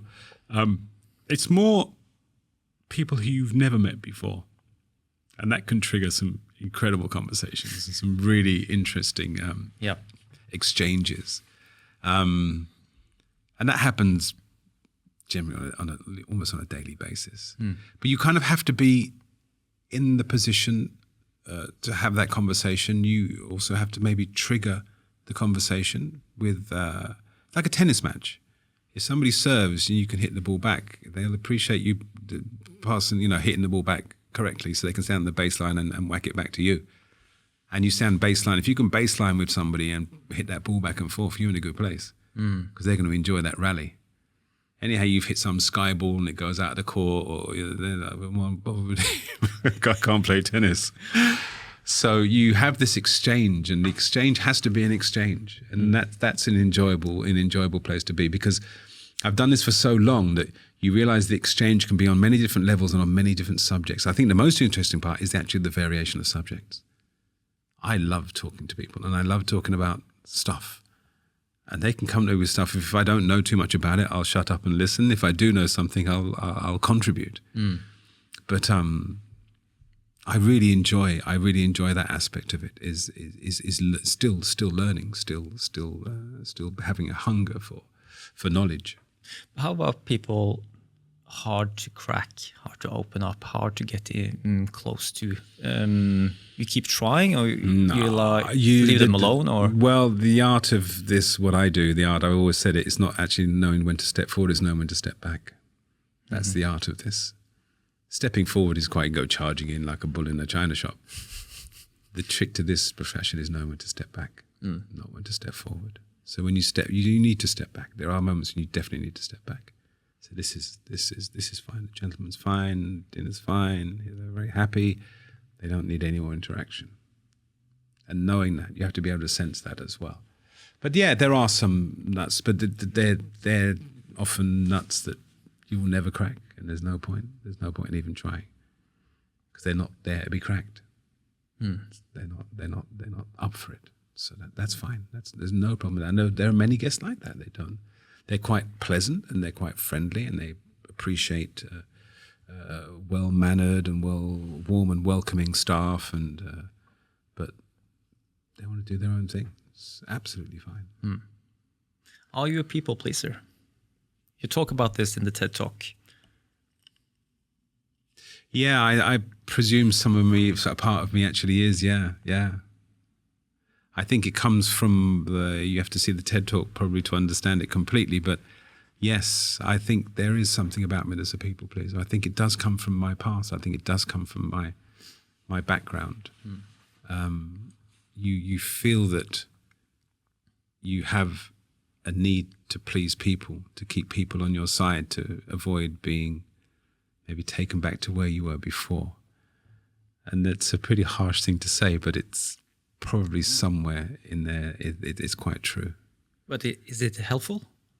Is it helpful? Yeah, for you, in your work? Yeah, probably is. It probably is. It probably gives me that little extra drive to make sure that I do the right thing, what I would consider to be the right thing. Yes, I think it is. I think it is an advantage in a way. But it's an obligation, and that obligation means that you give that a priority. When you prioritize that, it means something else is not a priority, which is probably myself, my wife, my children, my free time. You spend a lot of time making sure other people are having a wonderful time, and maybe not enough time thinking about other people. Other things that maybe are closer to you that you should be a little bit more. But that's it's a bit of I would describe as an occupational hazard. But my wife, Lena, and my children understand that. They know what I do. They know how I function. They know what matters to me. They understand that this is possibly a sacrifice I have to make because of my choice of profession. And yeah, they're great. If it wasn't for her, I couldn't do this. She is the reason that I can do this. 100%. I thought of this analogy now. I've said it before in the podcast, and I'll say it again. I called it the 70th of May syndrome, Nasjonaldag-syndromet. It's this one day in Norway we celebrate our national day, and we all dress up in our traditional costumes or dress like dresses and stuff like that, and suits. And the funny thing is, if every party you go to, or breakfast or event, everyone is kind of sucked up. Am I looking good? How do I look? Is it my tie sitting perfectly? Are my shoes shiny? That one time a year, it's probably that one day you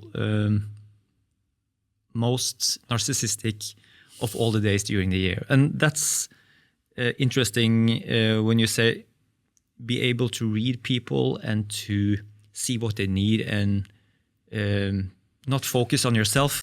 That's the hardest day to do that stuff. But it's kind of funny. If you can do it and you're relaxed on 70th of May, you can see the madness playing out because everyone is so sucked up in their own images kind of way. Yeah. So my question or point is, when you're so focused on yourself, on your own clothing or visuals or presence, it's hard to pick up the small details of other people, right? Yeah. So being you and being able to read people and give them a pleasant day, pleasant night, involves you being satisfied with all of yourself, like your physical stuff, like your physical, psychological stuff, 100%, and your well-being. Yeah. So if you're not feeling well, it's hard to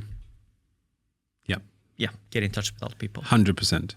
But that's why my physical well-being takes me about 3.5 seconds every day. Before I've even woken up, I know what I'm going to be wearing. Everything is prepared for me. It's I have my suits lined up. I have my shirts lined up. There's no discussion. My personal hygiene is simplistic. I wash, I put deodorant on, and I put one fragrance on. I'll have the only fragrance I have, and it's probably the only fragrance I will have. My life is so simplistic when it comes to my personal well-being, but those things that could take time, that I don't even have to think about it. I don't use cream. I don't use face cream. I use nothing. And I'm deadly serious about this because those things can take, and I've seen people who are so preoccupied, it takes so much of their life. And it's actually very confusing for them because they're not sure. I wake up every morning sure. I don't doubt the fact that my choice of suit is correct, that my shoes are shiny, that I've eaten the right thing. In fact, every morning you can go to the restaurant and ask the chef what I have for breakfast. It's the same thing every morning. Every morning it's the same thing because I don't even have to think about it. So these things I've taken into a tiny little box, and I think we spoke about this earlier. When I do my swim in the morning, I get out of the same bed, I have the same wife, I get in the same car, I drive to the same parking spot, I get into the pool and I swim. That's my constant. I swim, I have a sauna, I get my suit on, that's my constant. And I do it every single morning. Do you talk to other people in the morning, or are you just being by yourself? I talk. I'm actually a morning person. Yeah. I love the morning. And I've tried to put myself in sync with at least sunrise. Sunset and the rest of it, that's a little bit, you're not quite sure when you go to bed. But sunrise for me is important. I love sunrise. So I'm up with the birds. Regardless what time I go to bed, I go. So all those things, you can kind of speak to my wife about this. I spend so little time. Because for me, it's one of those things I've seen other people do, and it gets me really frustrated when you see them stand in front of a mirror and they're fixing this and fixing that. And there's just so much of your life time you take sort of believing you're making yourself look better when it's like, you were good half an hour ago. You could just move on from there. So find this tiny little box, and I'm very sure. I'm extremely sure. I don't even question those decisions, because those decisions have been made already, and it gives me a lot more time to focus on what I believe to be really, really important, which is other things. Yeah. So my tailor is T. Michael. He's been my tailor for the last 25 years at least. I haven't wavered. I get offered suits from many different companies. Very kind, very generous of you to offer. But I wear T. Michael. Always have done. When you say you line up your suits, is it like line up your suits at home before you leave the home, or I have at a work? dressing room at work. Okay. No, so everything's taken out of home. It's not at home at all. It's always at work. When I leave home, I go to work. When I get into work, then I'm at work. So home is a bit different. I do have, of course, a lot of interaction from home with the business, but my routine's always been, I have these routines. It's a little bit anal, to be honest with you, but it's routines that suit me perfectly. Is that everything is there. I don't question it. It just takes too long. If I was to stand there thinking, oh, which suit am I going to wear? Oh, maybe I try that. Oh, no, I take that one off. No, I put a new shirt on. No. Bonkers. Absolutely drive me mad. I've made the decision. That's what I'm going with. Done. Let's move on. Is this discipline or is it routine? Discipline. It's discipline, for sure. Why? Because I've disciplined myself to spend very little time on that and focus on other things.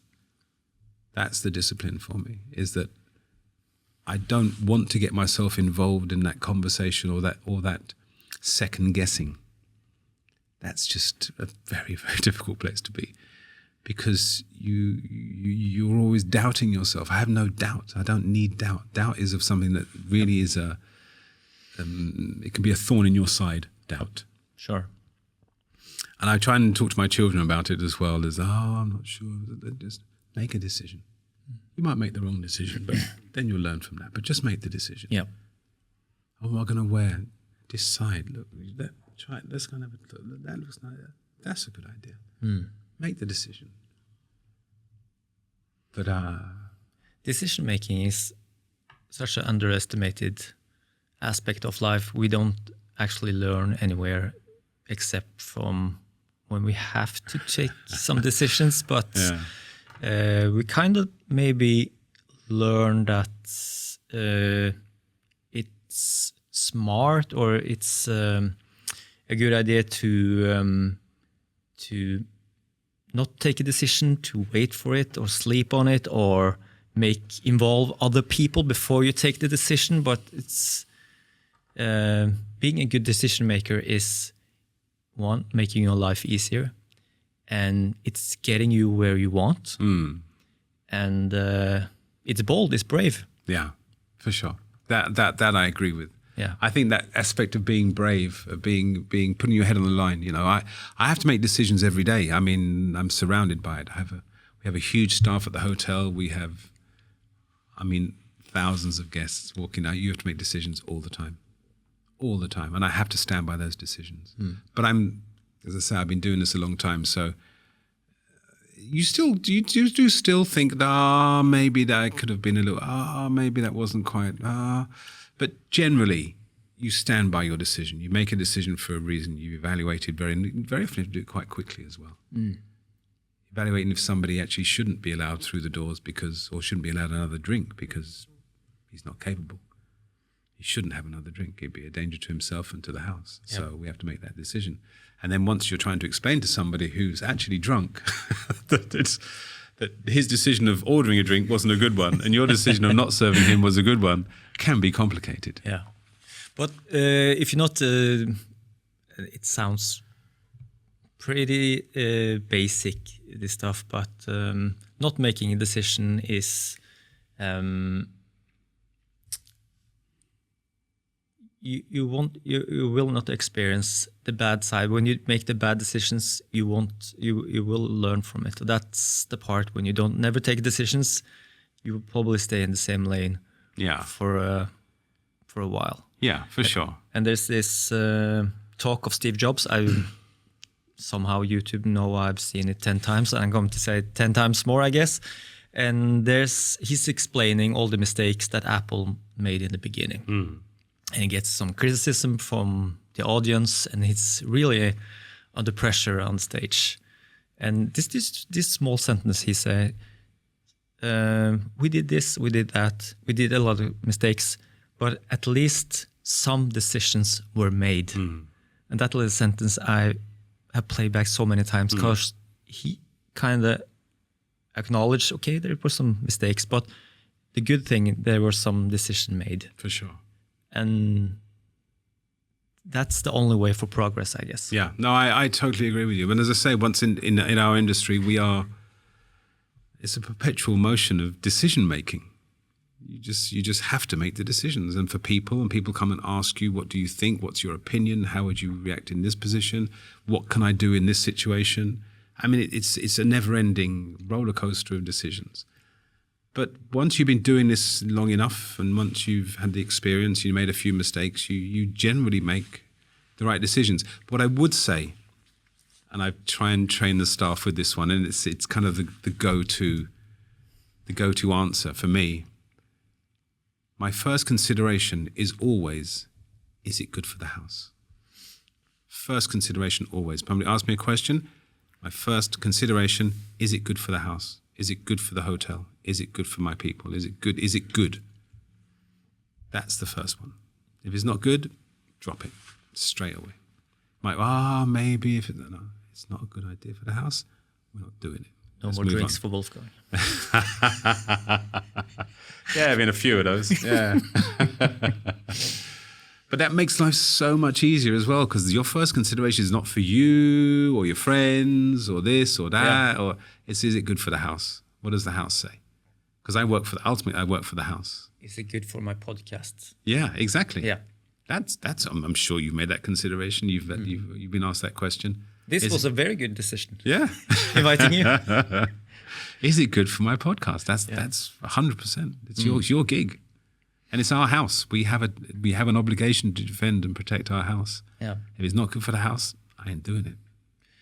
There's something. I guess I have this friend who worked in finance, still working in finance. Had a great job, top bill, or would you say top salary. But he usually traveled a lot and did a lot of presenting business cases for his employer. He never made any actual decisions in finance, like with any risk. Yeah. And slowly through the years, he earned a lot of money, but slowly he experienced there's something lacking here. There's something missing. And that's the decision part. He didn't have any big enough responsibility for his time at the company and his experience. So he changed. He actually went down a lot in money and salary to a place where he actually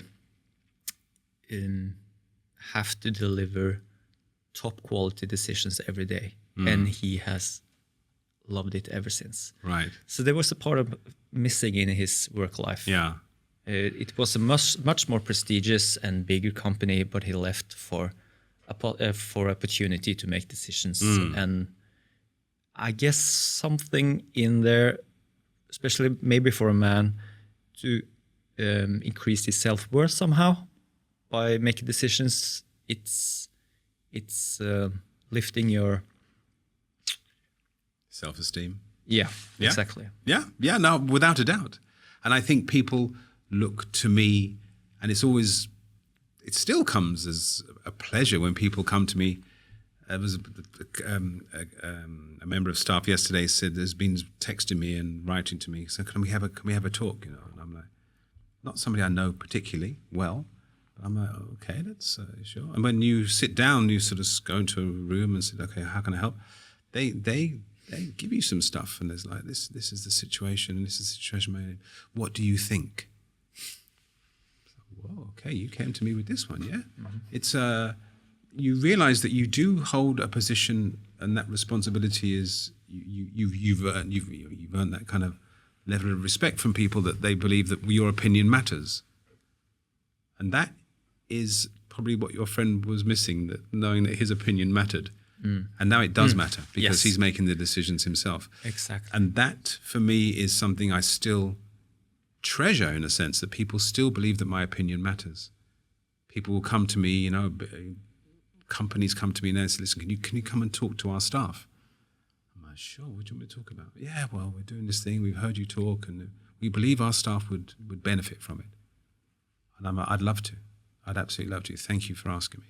And I do. And I go, and sure enough, they write back and say, no, everything's brilliant. They feel so much better now, or they're inspired to do stuff. Teachers come to me now and say, you can tell, I do this thing. Yeah. Teachers call me or send me mails because they've heard about my presentation. I do this presentation at the hotel, and I go all in. I mean, you have some ragamuffin children turn up from classes you've never heard of, from strange villages in Norway you've never heard of. But it doesn't matter. I'm on it. And they say, can we come? And very often I'll say yes.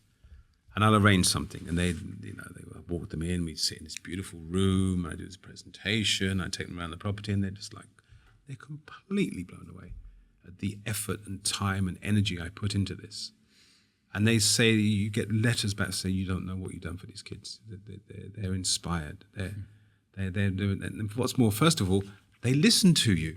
You can see some of these kids. These are proper urban kids, and they're like, whatever. They sat there, they were listening, man. These teachers, you wonder what happens for them when they get into the class, because these kids are not listening, apparently. They said when they came, they were there, man. They were on it, It's like, great. And you get letters back, and it's just so encouraging to realize that if I can do that, once again, I have an obligation to do it. I have a group coming in, some school. The first thing I ask them is very interesting. I get them all in this room, and you can see they're all. So first of all, get yourself comfortable, coats, hats, phones away. I don't want to see any phones, blah, blah, blah. And the first question I ask them is, say, why are you here? First of all, it's in English, first of all, and they're just like, what's going on? And I'm like, listen, we've got a certain amount of time now. I need some feedback from you. Why are you here? And you can see the first one is kind of, we're here because we're doing a project. I said, what's the project? Oh, we went to design a new hotel, and that was the project. Oh, great. Okay, so you're in design, is that correct? What part of the school are you? Yeah, we're in interior design class. And even though I know where they're from, I just have to ask the question. I'd get them on board. And once they're on board, once we start, then we're rolling. And I'm getting these kids, I'm throwing stuff at them. You start the presentation by asking questions? 100%. Why are you here? That's the first question I always ask.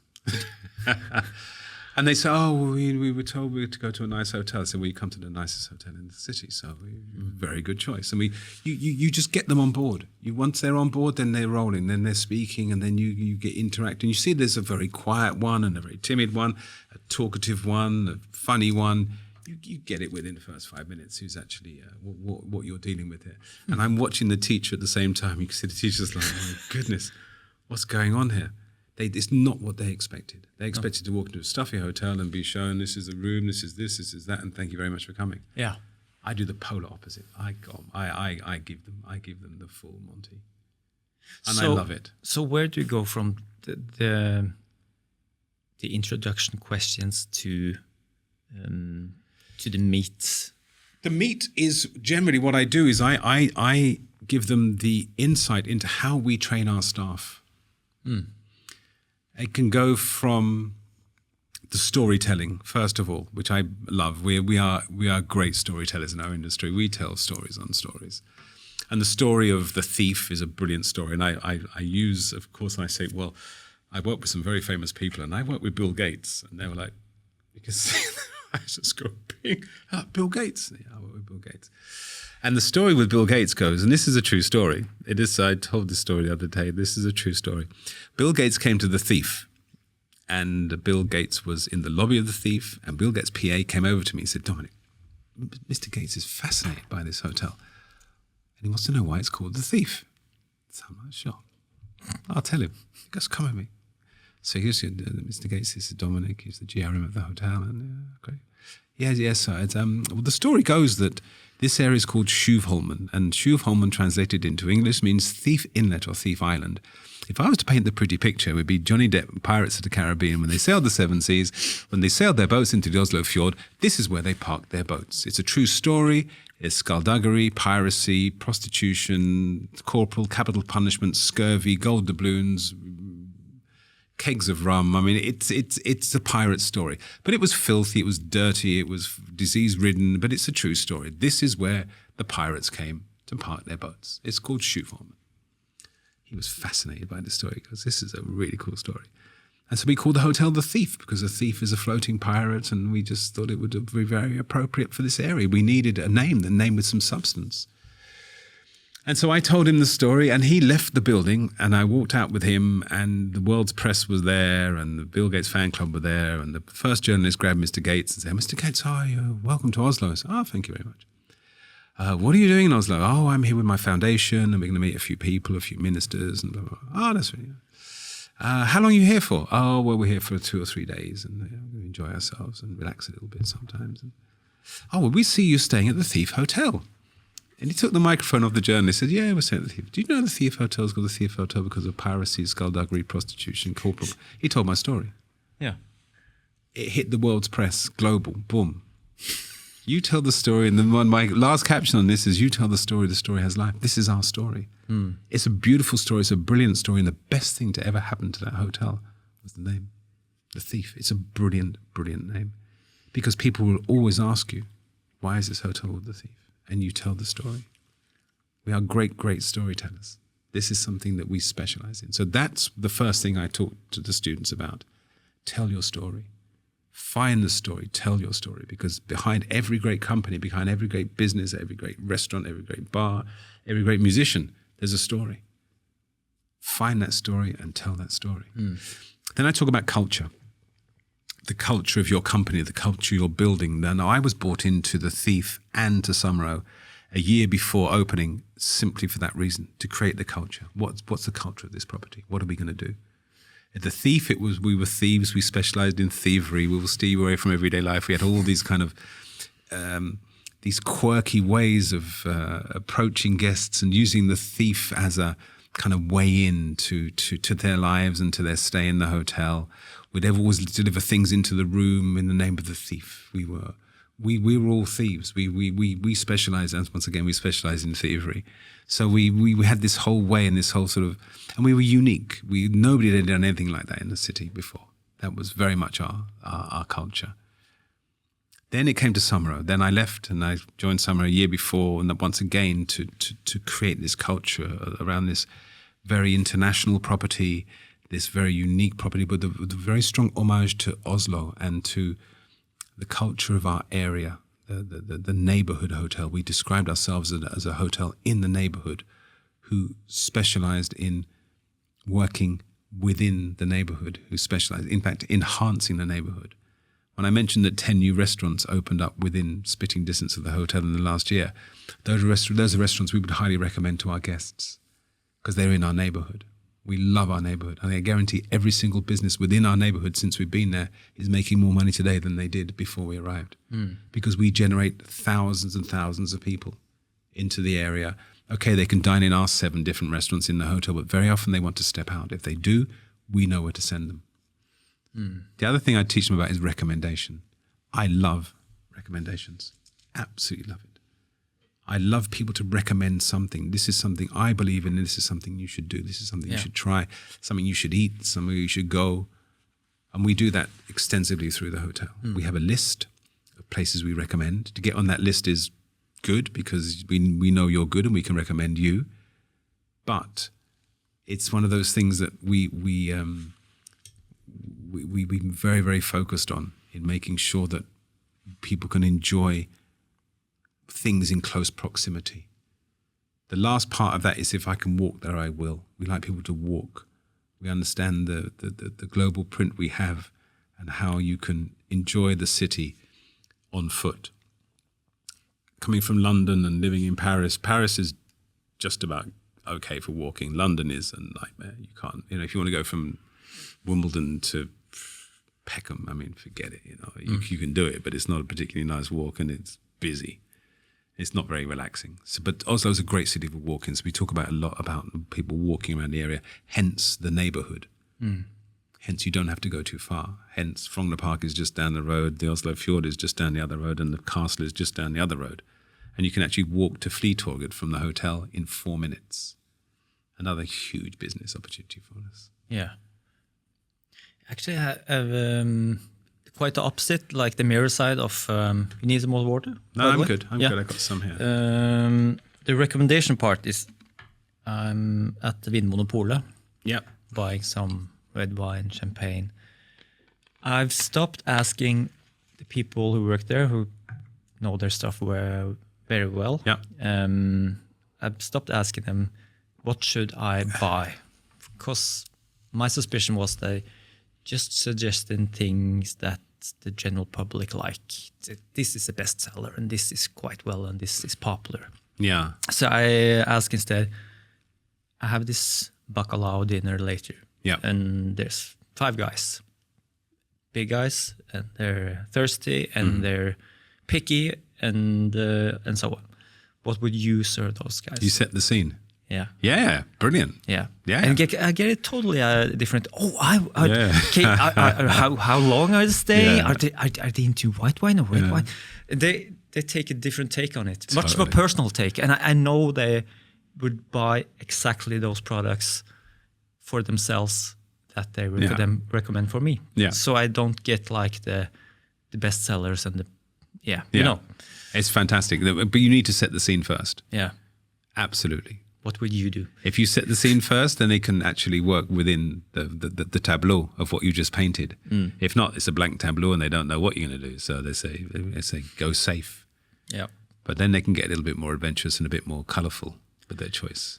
I had one guy, he was brilliant. I said, I'm going to watch this TV show tonight and I need red wine. What would you have for like a nice, not too heavy, maybe French, maybe Italian red wine? What would you pick? What's a TV show? Yeah. Yeah, exactly. And he was like, what kind of TV show? I was like, holy shit. Of course. Game of Thrones. Okay, come with me. It's got to be deep then. Yeah, Game of Thrones that's going to be something bloody and bloody and rich. That was a brilliant response. Yeah. Which season? Of course. That's fantastic. Yeah. But once again, I remember it still. yeah, that's part of the storytelling. 10 years ago. We have this thing about telling stories. We have this thing about painting pictures. We have this thing about recommendations. And I love it. You need to set the scene. If you don't set the scene, somebody can't make a sort of valid assessment of what you're talking about and a clear judgment and a clear choice. And that's one thing I do emphasize very often to these students is that you need a story. You need something to work from. You need to have some substance to this. I noticed you asked Bill Gates almost the same question as you asked the students. Yeah, 100%. Yeah.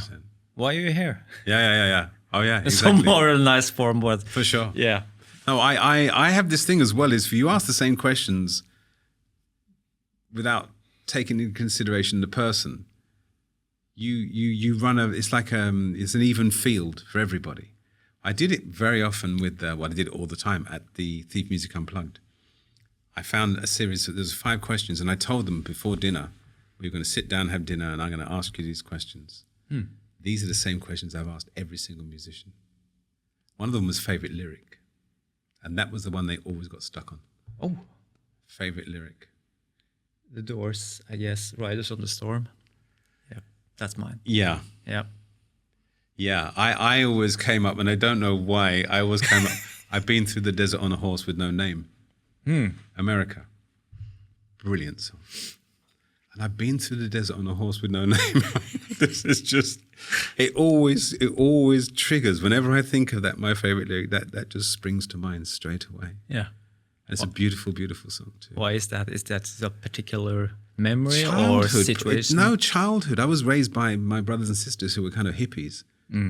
They were like Woodstock era, that Glastonbury kind of. It was very much a hippie-fied house. And those sort of Joni Mitchell-y kind of, Patti Smith kind of, all those things sprung to mind. Bread, Cream, all those great bands. And that America with the Horse with No Name just comes to mind. It just springs to mind straight away. But it was always the one they got stuck on. But the one I asked, which was favorite, the greatest influence, I was amazed at how many people came back with John Mayer. Wow. It came back repetitively. Wow. So that's the young generation's... The singer-songwriters, yes. Yeah. 100%. He is a brilliant singer-songwriter. I mean, that guy is he's an absolute genius. Seems... Have you met him? Yes. You have? Twice. He seems very authentic. He is. He's a really bad boy. He's funny, but he's really authentic. Yeah. He came for dinner at The Thief twice. Really? Yeah, he stayed with us. Yeah, nice guy. Yeah. Really nice guy, but brilliant singer-songwriter. But that name came back time and time and time and time. Why is that? Because of his talent, because of his diversity, because of his... he's just one of the guys you can listen to. I think very many people find comfort in his music. I think. He's one of those guys that has that general appeal. He appeals to a lot of people. And I love those people because I equate that to my restaurant as well, or to the hotel. We were very clear and had a very clear vision of who we wanted to stay in our hotel. And that was, or to frequent our restaurant, that was as many people as possible. To be an inclusive hotel, not an exclusive hotel. And we talk a lot about terminology as well, in that as soon as you come with this exclusive thing, somewhere that new exclusive hotel in Sully Platform, Petter Stordalen, the new multi-million pound, blah, blah, blah. You putting up barriers, and we were very keen to break down those barriers as soon as possible to make sure that people felt that they could walk through our door. Hotels in Norway were not traditionally frequented by people. They were frequented by hotel guests. And sometimes the lobby bar or sometimes the restaurant. It wasn't a big... We smashed that completely, that whole stigma. Because London, Paris, New York, people use hotel lobby bars. They use hotels as a recreational environment. We have changed that mold. We have 7 restaurants inside the hotel. Expeditions Holler is the busiest restaurant in the city, without a doubt. Yeah. Nobody's doing the figures that we're. Nobody's doing the numbers we're doing. It's phenomenal, and it's beautiful to see. But the majority of people are not the people staying in the hotel. The majority of people who eat in Expeditions Holler are people coming from the street. They book tables with us. They live in the city. The staycation, the amount of people who are taking staycations in our hotel, it's wild. Yeah. Because I very often meet them on the way out. Say, I have a nice time. Yeah, Dominic, great, fantastic. I said, where are you going? We're going to Drummond. It's like, okay. They just came, left the kids with the grandparents, and they came to us. It's pure escapism. I think our hotel really represents escapism for people. When I've been there, it's for the more like technical, nerdy stuff. Not talking about the music or playlists, that kind of stuff. But that's the last piece in the puzzle, right? So, how much engineering is it for like a perfect restaurant, a bar, anything like these kind of places you run and been involved in?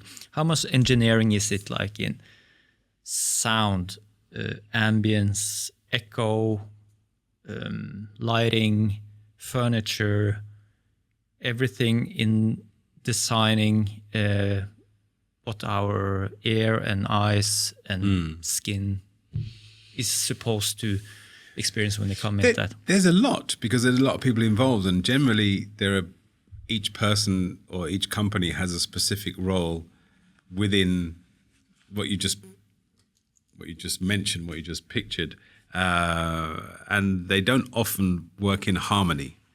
They have their own agenda, in a sense. Like the furniture is built by somebody who thinks this will be very comfortable furniture. He didn't take the lighting into consideration, really. He just built what he considered to be comfortable furniture. Whether it's practical for a restaurant or not is often debatable as well. Yep. But it looked great. Fantastic. Sound, we were dealing with, especially in Expeditions Hall, we were dealing with a building that was protected. So the sound we were lucky enough to have good acoustics, let's say. Yeah. It's not perfect acoustics, but it's a lot better than many, many places. In fact, the acoustics in our place is generally very, very good. But when you look at the walls, look at the floor, everything is original. So we're dealing with a 1930s building that we had to adapt into a restaurant. It was an office space, basically, and a big kassa system with a lot of administration around. It was never designed for recreational food and beverage purposes. So that's the sound, furniture, lighting. We had to, of course, adhere to the original lighting. We added a few lights to the building, and dimmer systems, so we could regulate that. It is very often dealt with by people who see the aesthetic from their perspective, but don't see the practical from our perspective. Mm. I must admit, with Sommerro, a lot of it is we got right. There's a guy called Adam Greco who did our interior. He has a company called Greco Deco. Dude's a genius, an absolute genius. I've never seen anything like it. It was he was commissioned by the company to do this privately. Him and a lady called Alice Lund. I've never seen anything like it. Dude from Brooklyn, just has this he sees things differently. He sees texture, color, fabric, combinations. He sees them completely differently, but he's done an incredible job. Sommerro wouldn't look half as good as it does without him. Is it anything like made there by a little bit of randomness or by chance that, this angle is perfect for viewing the whole place in this part of the room, and this angle is perfect to watch the other side of the bar, or this angle is it much things just happened, or is it like calculated to the smallest percent that if you are put on this table, you're going to have eye contact with that table or that person or that bartender? Or no, and I'm glad it's not. This is organic. It's an absolutely organic beast. I mean, things change. Pieces of furniture don't work. You have to change things. Have to change tables. There have been changes. It hasn't been absolutely perfect. But I like to see the organic side of this. I don't like to see the side that's too calculated. No. You suddenly find that what you thought would be a brilliant table is not such a great table, but this table is even better, but you didn't think it would be any good. Or people gravitate towards this particular table you didn't think they'd like at all, but they don't gravitate to that table because you thought that was one that they would like. Mm. You have to go with the organic eventually. In fact, the sooner you go with the organic, the better. Because then the people on it's like a sharp edge. It needs to be smooth. You need this to happen. But what I would say where he's concerned is that he was given a free hand. He was working in a protected building, so it was a bit more of a challenge to him than most of his projects. But the job he's done is phenomenal. I've never seen it. It wouldn't be Sommerro without him, I don't think. His eye for detail, his eye for the way I would describe it is that, and hopefully he hears this and he'll take this in a very complimentary fashion, is that when I first met him, he stood in front of me wearing these clothes that, first of all, I don't know where the clothes came from or where he could find clothes like that, and the color combinations were absolutely whack, completely out there, and I'm like, dude. And I didn't say it, but it was only him who could wear it. And in fact, somewhere he made it look really good, but it would look good on anybody else apart from him. And when you see his work, you see what he's done at the hotel, you see the choices he's made with fabrics and colors and textures and shapes, and you realize it's a reflection of the way he dresses. He has a completely different take on this. Yeah. And it's magic.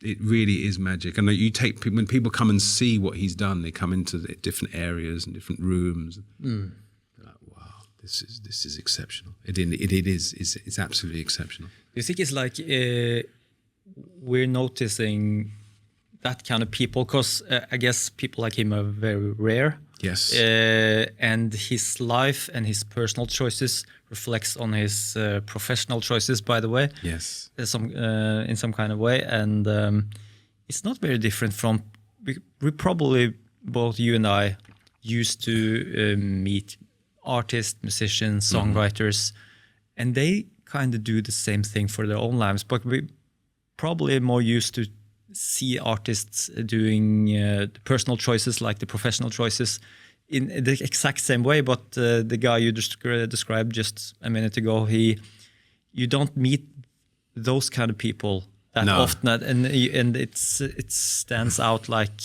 oh, of course it is. It's That's true, because what he's done is his work is represented now by people who talk about him.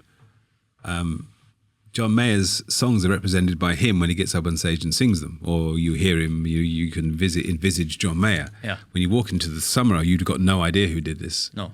And you wouldn't know unless I told you, Yeah. or I get the chance in the hotel to explain to you exactly how this hotel came about.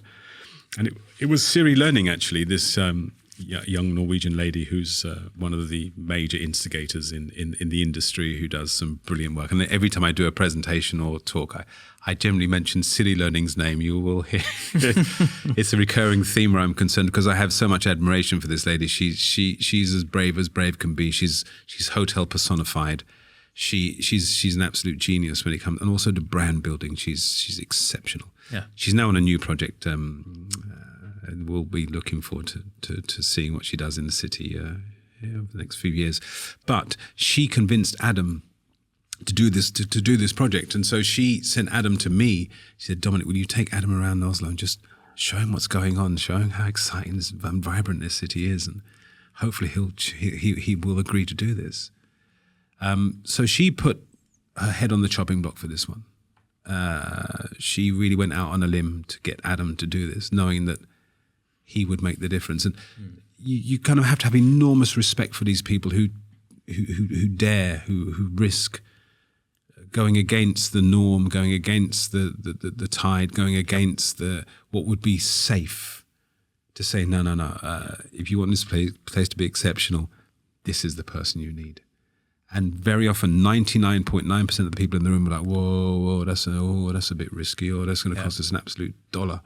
And so, maybe we go with that guy who did that hotel for us. He was kind of okay. He looks very nice, and you want to do something exceptional. You got to push the boat out. You got to try. You got to try something. And she was the instigator. She was the one that went out and said to Petter and to tour guide, "This is the guy you want." The resistance is, if it's not money, it's probably people won't like this. People will not buy into it. Yeah, 100%. And that's the special thing about very successful, great creative people. Yeah. I was thinking about painters as well. They always. I know a couple of painters here in Norway and Oslo, and they're living by their professional choices and personal. There's like no separation between the personal and the professional part. No. That's the thing that strikes me. And most artists, good artists, really loving what they're doing, there's no separation between the personal and the professional side. No. But there's also a level of trust. You have to trust. Yeah. You have to trust that the person you're talking to is an expert. You have to trust that the person who you're dealing with knows exactly what they're doing. Yeah. It's like me telling a chef how to cook. Yeah. What's the point? You're a chef. You know how to cook. If I want chicken, cook me chicken. Yeah. Best of your ability. So I'm not going to go in the kitchen and tell you how to, I think you should do it this way. Yeah. Then there's no point. What have I got a chef for? Yeah. I did the same with I should just reach out to my beautiful wife, Lena, and our wedding, because I got married recently and we had our honeymoon in Thailand very recently. And we got married on the lighthouse, Dynafjord.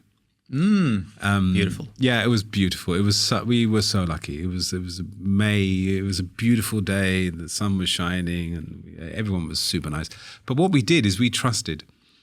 We went out to. There's a guy called Sverre, who I meet in the sauna actually regularly down at Vestkambada. He's a fit dude, and his company run Dynafjord.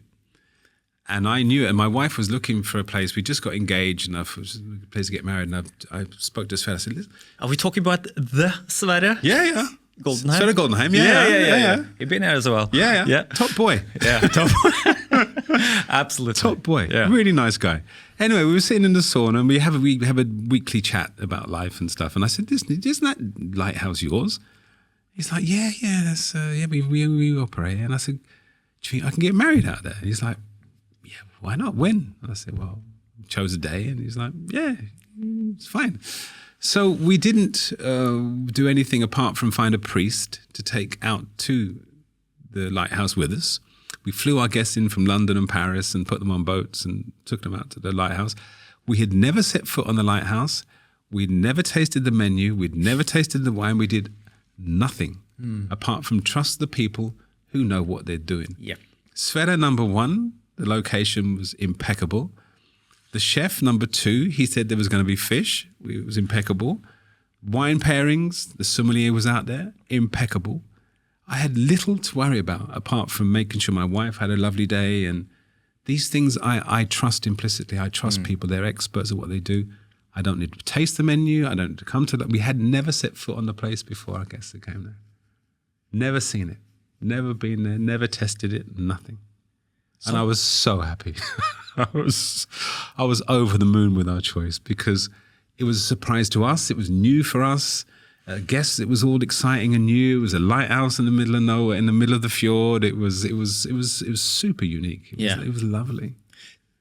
Why is it that it's so tempting to not trust the creative artist? Because if we go to a restaurant, we blindly trust the chef doing something we can't do. Yeah. Also, maybe when we go into a tailored suit store and buying a suit or dress.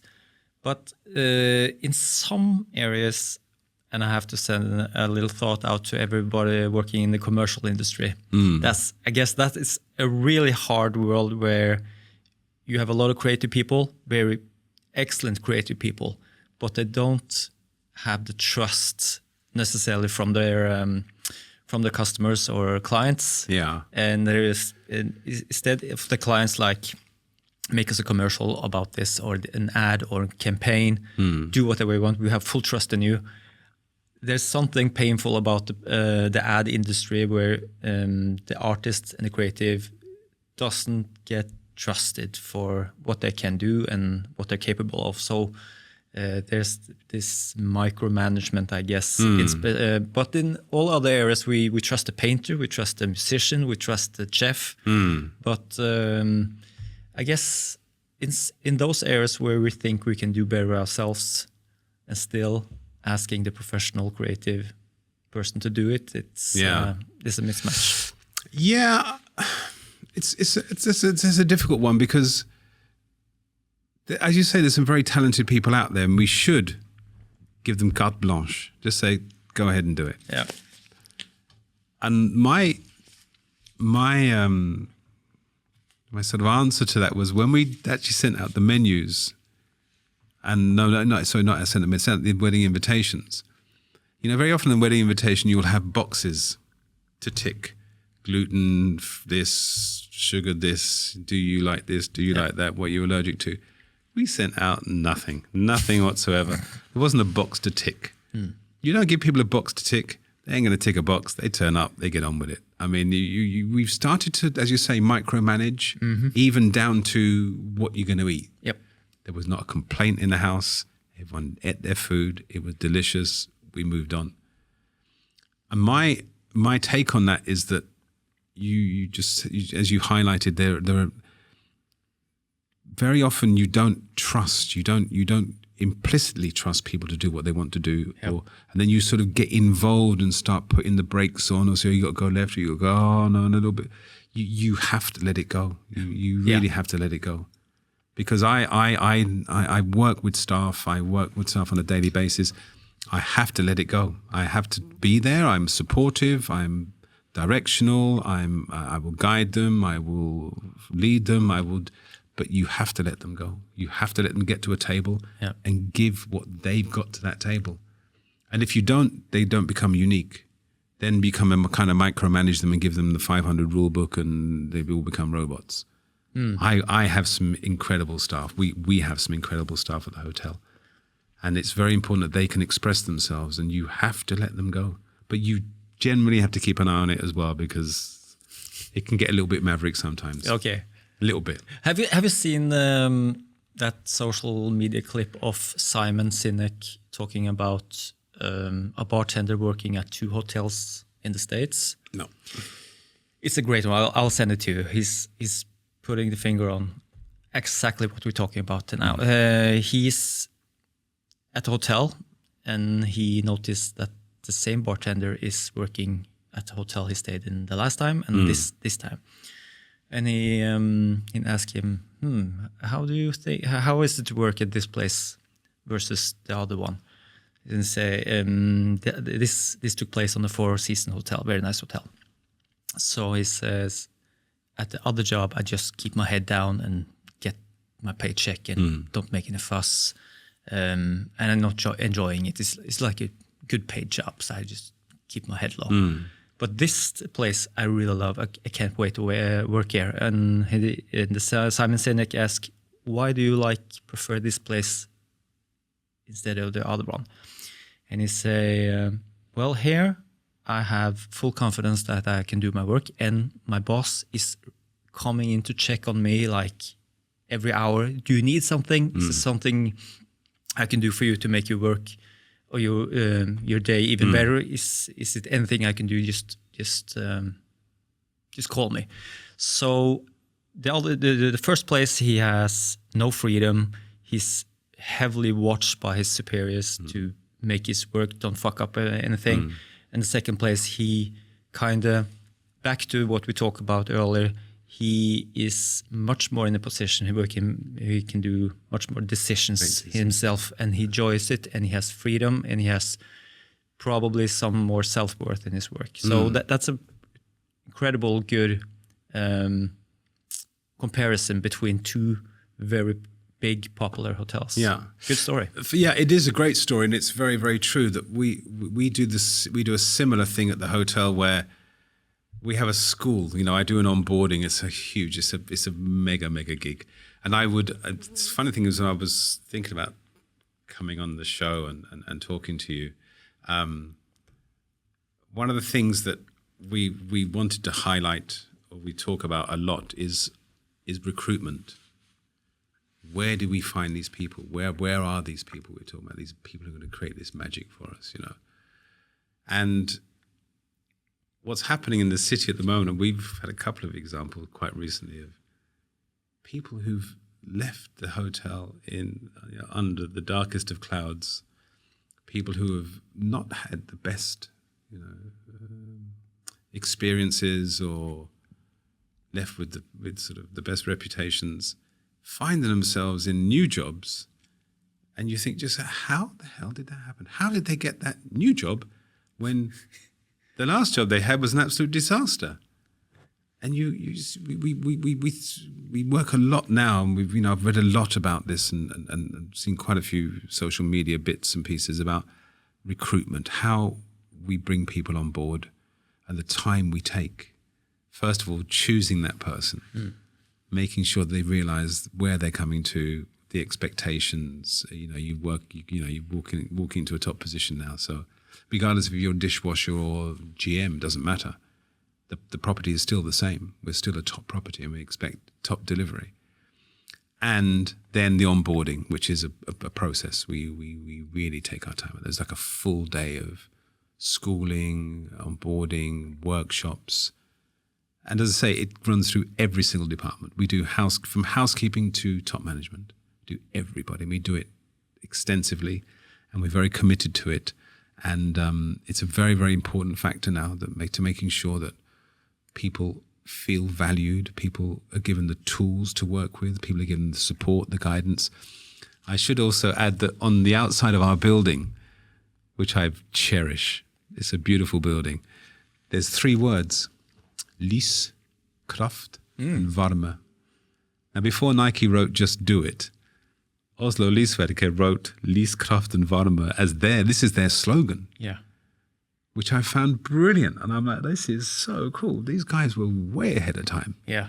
So we took that, and I thought, if I don't take those words into consideration and incorporate them in what we're doing, paying homage to, first of all, the mindset that they had concerning this building and their company, and we're custodians of this building. We've taken it over. We have an obligation to continue in that mindset and that thought. So what would be our Lys, Kraft and Varme? How would we incorporate that into our profile? So we incorporated Lys with our light, which is our guidance and our training and our knowledge, and Kraft is our power to support and to train you, and our Varme was our welcome, was our warmth, the welcome. So those buzzwords are actually taken from the building, from the original 1930s concept of Oslo Lysverk, and we've taken it all the way through into the training program and the onboarding that we have for our staff. And it's really important for us. It would be the most ignorant thing in the world not to take into consideration what those people consider to be important, and to take it and continue the legacy of what they created. And I love the fact that they had a slogan before many. It's a really cool thing. Ahead of their time. Way. Yeah. And you saved a lot of money from those blood-sucking consultants, right? It's a solid building, that's for sure. Yeah, without a doubt. Do you ever get tired of working at the same place? Is it like is it like a window of 10 years, 15 years? Something in you is like, I have to do something new. I have to create something new. I'm getting old. I have maybe 1 or 2 mega projects left, or is it just like, are you just enjoying every day and appreciate that someone still wants you? I've spoken to Petra about this. Okay. And we kind of have this little sort of in-house joke in the sense that we are the same age. And I've talked about retirement, because retirement does kind of, figure eventually in the numbers game. And he said to me, looked at me, said, Dominic, people like us don't retire. We don't retire. Nope. We're old school. We work. We work and we work and we work. Our role models were our fathers, who worked really, really hard, which is true. My role model was my father. He worked really, really hard. And it's one of those things that we're probably maybe the last generation, maybe, to have that kind of mindset, because you realize that when you're onboarding the new generations, they have a completely different perspective to work and work ethic and salary and title. Oh my goodness, yeah, 100%. But to get back to your question, I love what I do. I've always been involved in new projects. So the openings, I kind of specialize in opening places. So this is my 26th opening in my career. So I've done quite a few, and they don't faze me. I really enjoy openings. I think they're a lot of fun, but they are very, very demanding. So what we've done over the last 4 years is created the platforms when people join. It's a challenging property to work in, like any property, and a very busy property. But we've laid a foundation for them that we work really, really hard to lay those first layers of foundation that they can build upon. I'm always open, I love new ideas. I love new concepts. I love to create. But hotels are a little bit different. They take a time to bed down, for lack of a better expression. The Thief took some years. I mean, it is a brilliant property, and it still is a brilliant property. Sommerro has taken, we're into our 4th year now. So we've done some incredible, it's been a wonderful, wonderful journey. We're still very much alive and kicking, and very super enthusiasm around us. There's a lot of very, very positive energy around the property. But who knows? Who knows what's going to happen in a couple of years' time?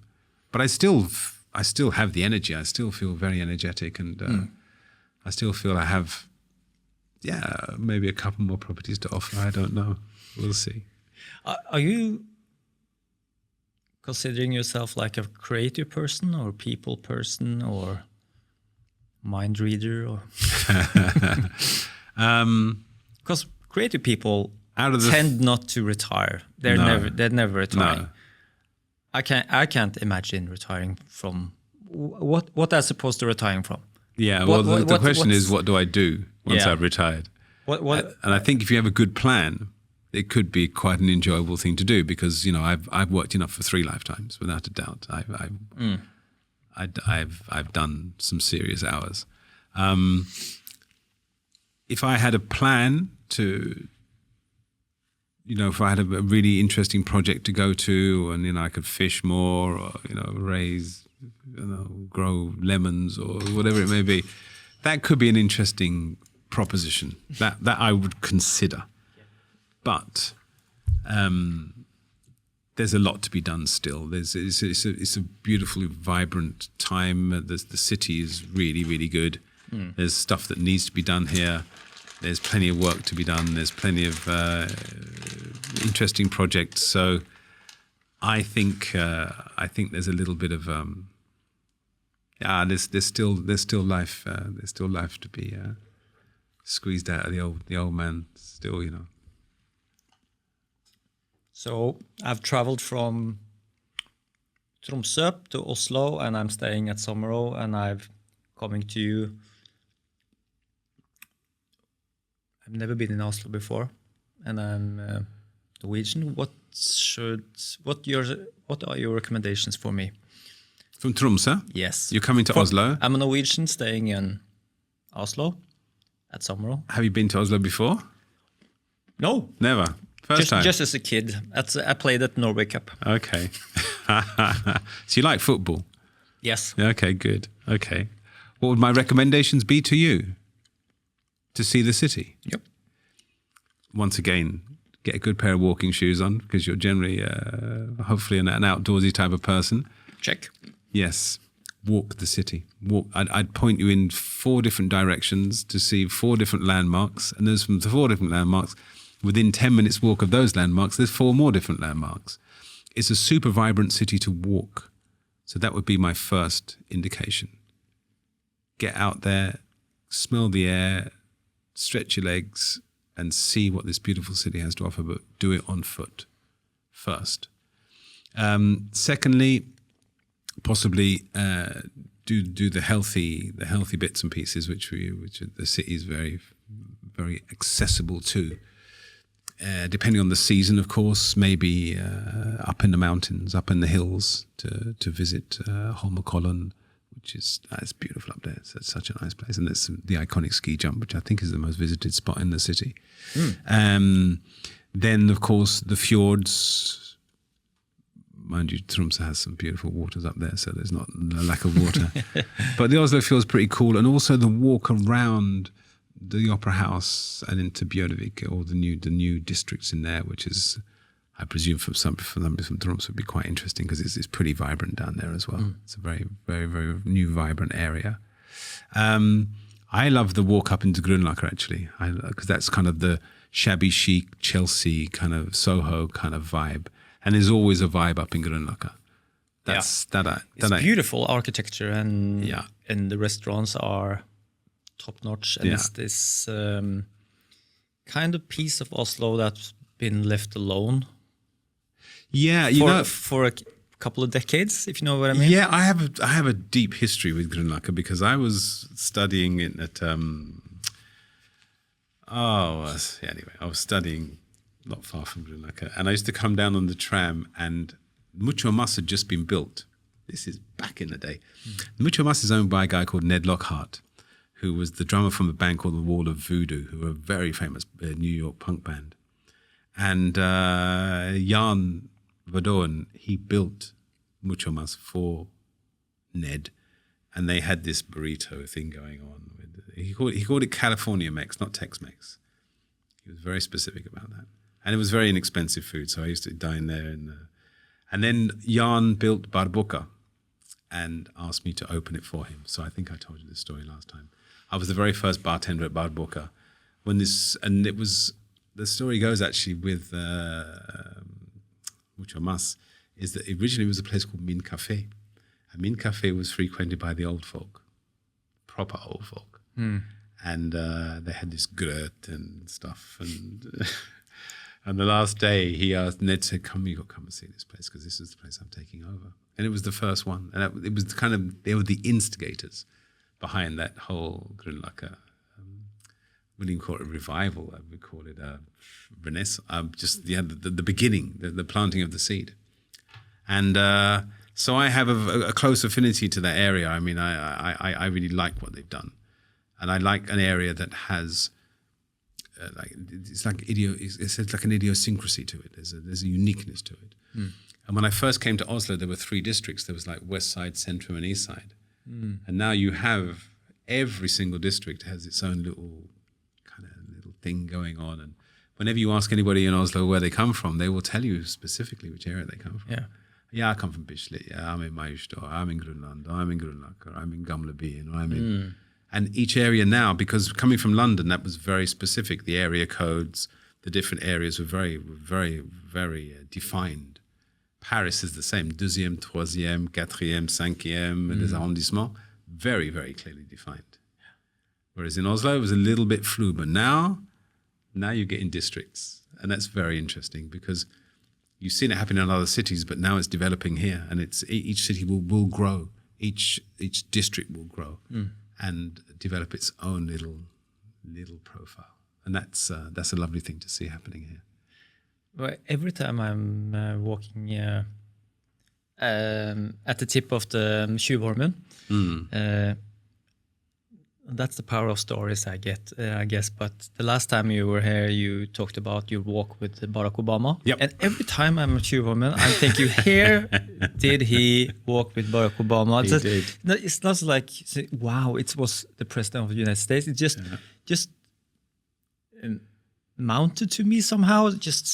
And I can't get rid of that that memory from the podcast, because I just made a memory of it. And every time I chew him, I said, okay, Dominic was here. That's true. Yeah, and he walked here probably. What a lovely man. Yeah, that was a special story. That was a very nice, he's a super nice guy. I mean, a proper gentleman. And the story goes that he wanted to get out. He'd done his Scandinavian tour. He'd done the 4 Scandinavian cities, and he was in Oslo, and he was just wanted to get out of the hotel. Yeah. And we had to try and get him out the door. And that was a challenge in itself. We had to sneak him out the back door, and his security were there. And we managed to get him out. And we managed to walk around. And we managed to show him the sunset across Tjuvholmen. Was it because of the press, or? Yes, it was the press, number 1. People, number 2. There was a lot of people and a lot of press. Yep. They knew where he was, but they wanted to just kind of, be around him. But he wanted the privacy, and he wanted the calm, and he wanted to be alone-ish. And we managed to find it. I was very proud of that moment. We managed to actually provide it for him, because it's not an easy thing to do when you're walking out of a hotel. But we had a very nice time, and he was a super, super nice guy. What a gentleman. That was one of my proudest moments. And that was the one I posted, actually. I never post anything about anybody. Yeah. But that picture I posted. Can you mention or tell us people you met that impressed you more than you thought, that surprised you somehow? Yeah. I have a few quirky ones I think I should add to this, because Sting probably would be one. Really nice guy and loves football. So we talked a lot about football and spent a lot of time watching football. A brilliant musician. I've been a fan of the Police ever since. I mean, they were kind of the sort of the option to punk almost. Punk was there, but they were in it. They were deeply in it, and they picked up on many different musical genres and provided some brilliant music. And a very, very interesting guy. Very, very, very, very well spoken man. The other one is quite quirky in a sense. I have to add it is Sabrina Carpenter. Really? Yeah, I have to say it because I want to just add that. What an entertainer.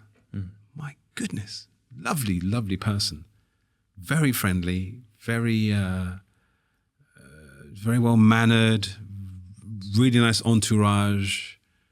Just they had the girls with her, and they're having a really nice time, and we kept it very private, and but really enjoyed themselves. They could relax, and we provided all the bits and pieces they needed. But her show, I mean, what an entertainer! That's on. It was here, I guess. Yeah, it was.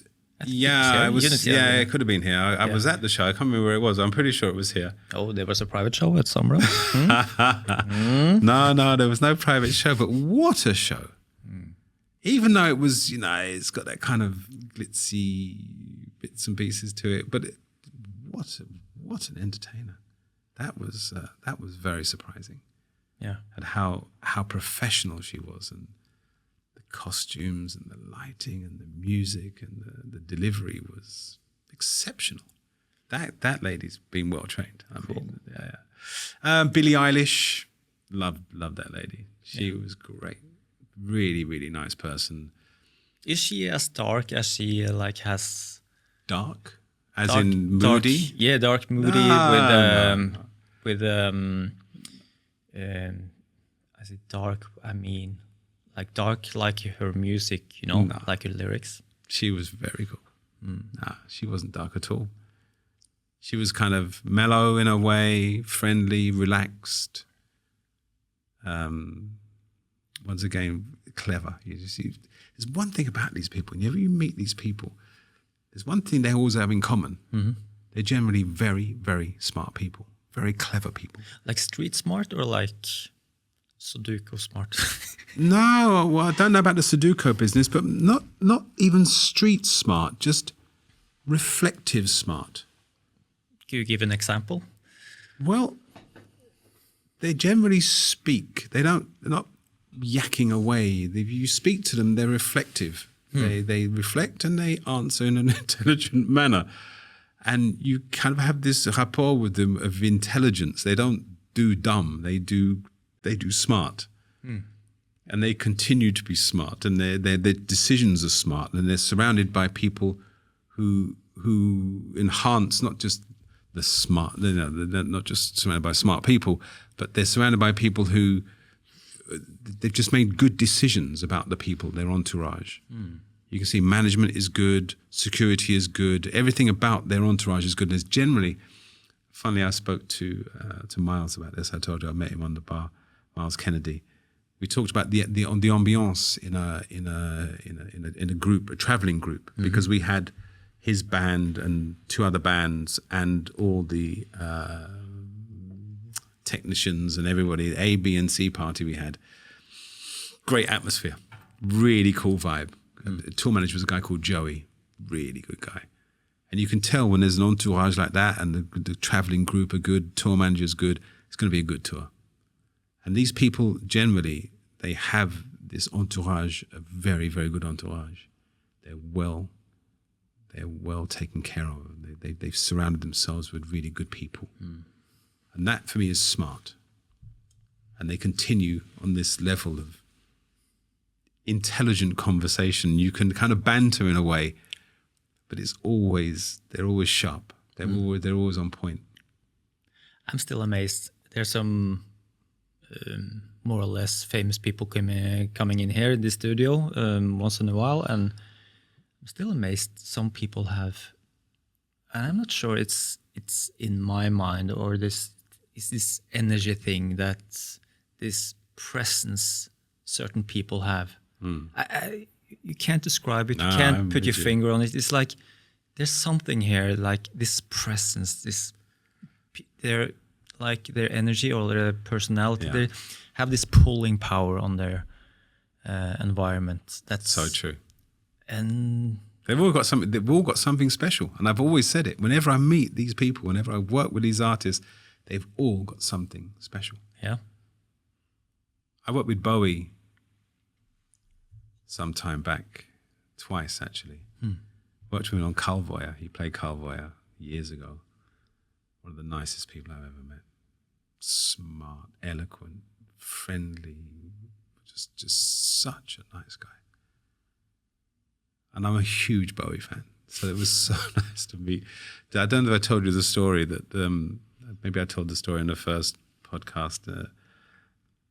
There was a group of people, along with this Knut Axelsen, who were chosen to accompany bands into to the festival.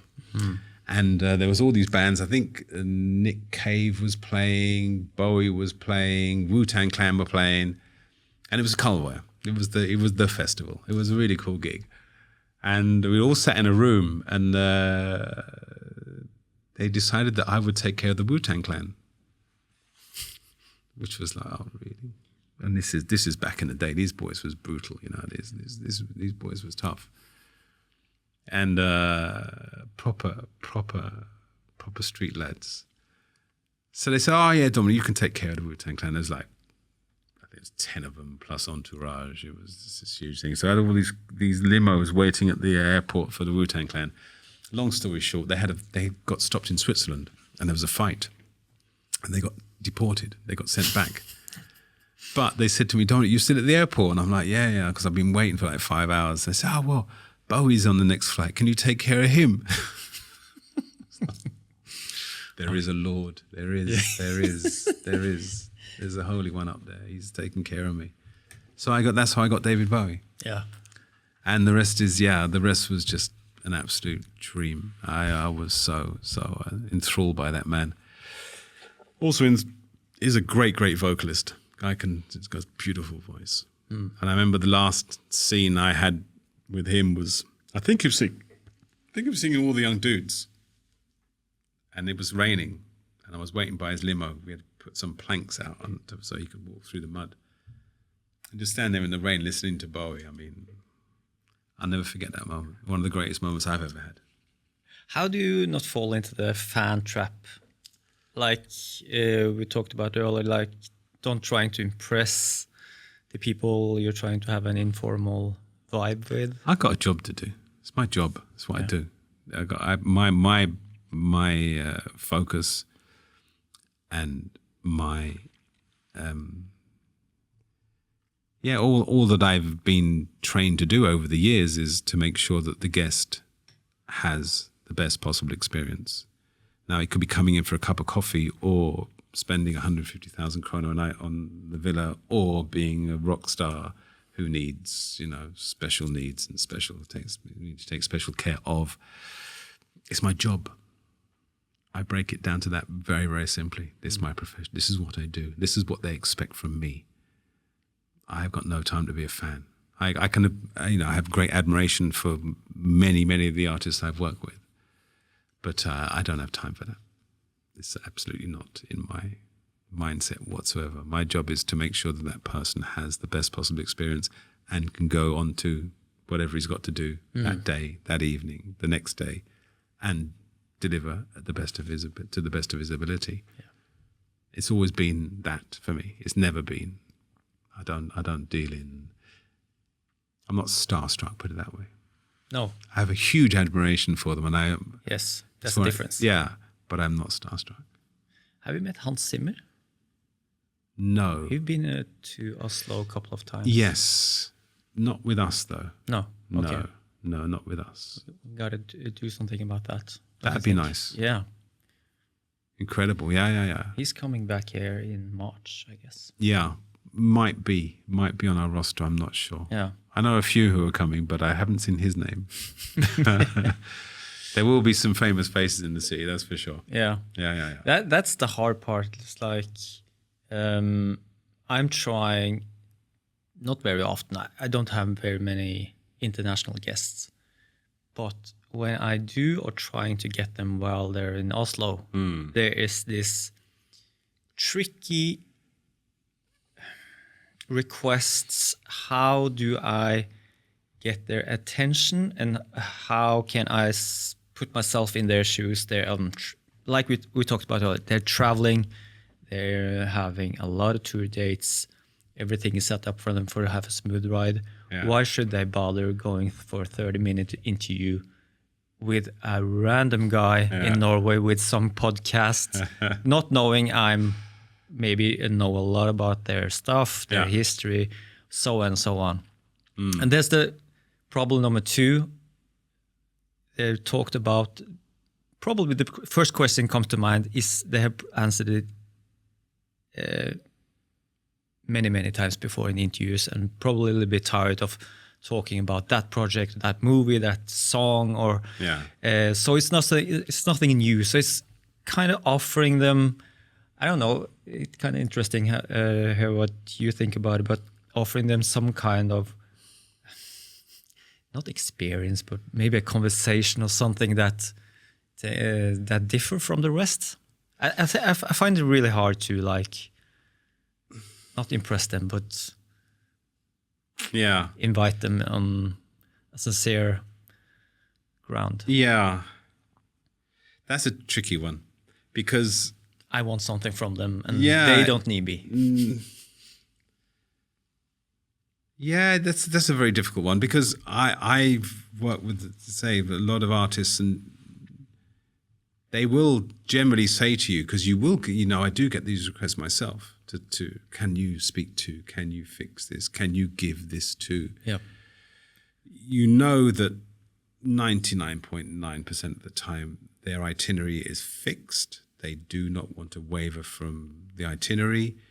They have no interest whatsoever speaking to anybody that's not already been organized by their PA, by their publishers, by their management, by their... Yep. They don't go maverick on this one. The only thing that would possibly be interesting is that impromptu gig or interview inside where they are, as long as they don't have to go anywhere. Like if a musician saw that we had a stage, and after show, like Prince did very often, would come and play another show.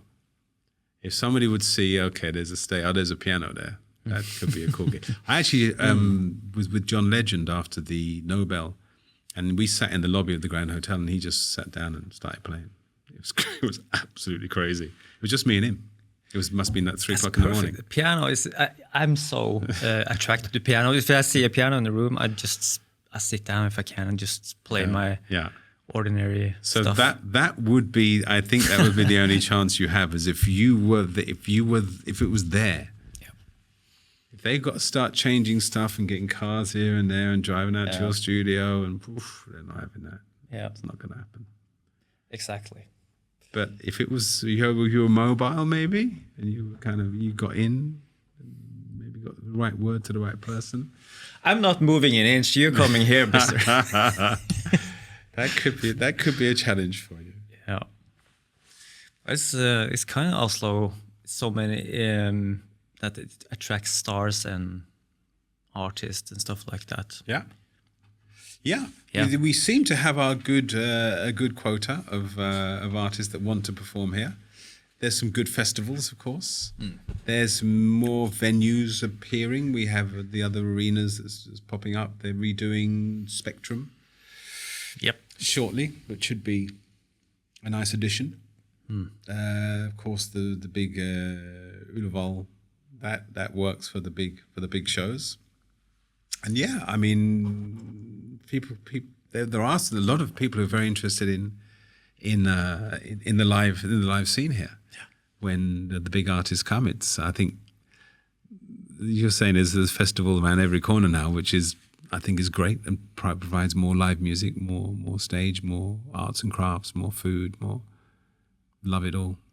Love it all. The more we can do of this, I think, the better it will be.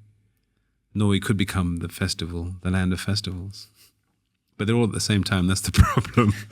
There's like there's like a window of 3 weeks when you're sure or not even sure. Yeah, there could be good weather. Oh, yeah. Possibly good weather. I've seen grown men cry. Yeah, I can Trust imagine. Me, I've seen grown men cry. Yeah, that is a very difficult thing to do. The festival scene. It's huge risks in doing that, and you just staying inside the Sommerro. It's like well, no, I've been so lucky. Same weather every day. I've done festivals here. We did. Yeah, you did. Outside at the Kalvia. Did that twice. That was like a techno club, EDM, trance, EDM festival. Dutch gig. Came from Holland. Oh, really? Yeah. That concert came from Holland. That shit was hard. I remember. And it was muddy, and it was. We got good weather. We just got a lot of police. A lot. Yeah, that was ton the of drug police. thing. It was the most police festival, I think, in Norwegian history. I remember that. They saw it coming. We didn't see it coming. I was a little bit naive, I must admit, but I did see a few freaky, and there were some pretty freaky people coming because they generally associate that music with other forms of stimulation, and that was something I was a little bit unaware of. Yeah, I was unaware of the extent of it, how deeply it ran into that genre of entertainment and music. It's a shame because we were sort of the instigators of this festival with some of the biggest DJs in the world, and the expense and the production, and these Dutch guys, they really know what they're doing, and they're exceptional. They're brilliant at it, but there is that undercurrent that comes with it. The police were aware of it. They were ready for it. They were they're dogs, and they were stopping it was crazy. But what we tried to do was then follow up with the commune and say, listen, we see what's happened. We realize there's an issue. How about if we work together, we continue with this festival, and we promote a drug-free festival. We actively work towards making sure that people can come to this festival, enjoy themselves, but we work on a drug-free level. We don't condone. We had all the, Armin van Buuren, we had all these huge DJs who would have stood. We don't condone this, and just try and work over the years to create this drug-free festival, to highlight that you can have the most amazing time. We can provide the best people available. We can provide world-famous DJs. We can provide a brilliant production. But within this, we will promote a drug-free environment. And the commune were like, no. What do you mean? No, we'll do all the work for you. All you got to do is stand by us, support us. Yeah. And we will do this. We will be sincere about this. Yeah. No. So you brought the drugs into the commune. So I'm serious. Yeah. That's what they told us. Okay, really? They told us, said you brought the drugs in. So listen, wow. There's drugs here already. No, there's no drugs here. You brought them into the commune. Like, shut up.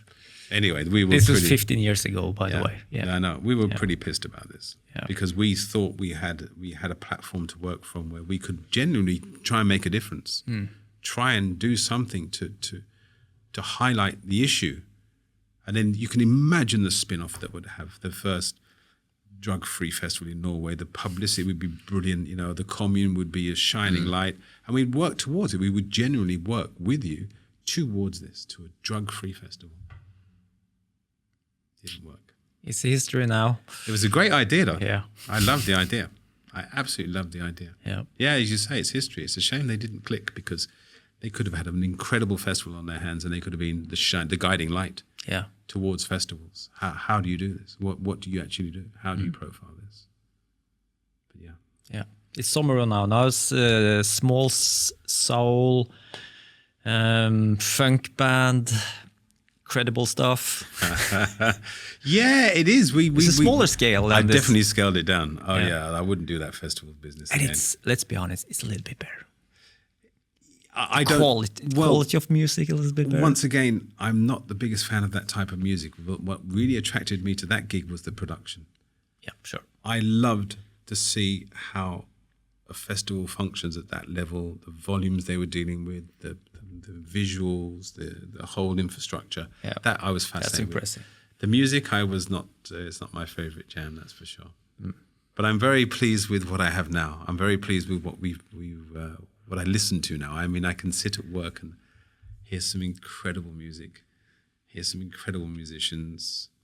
It's always different. There's always a different energy, and there's always a solo. There's solos all the time. These guys, they take off, and the violin or the trumpet. We've got a guy called Lieder. Yeah, man's an absolute beast on the trumpet. He's my favorite. Yeah, he's an absolute genius. And when he plays trumpet in that room, he has a control over a trumpet I've rarely seen. He can make a trumpet sound mellow.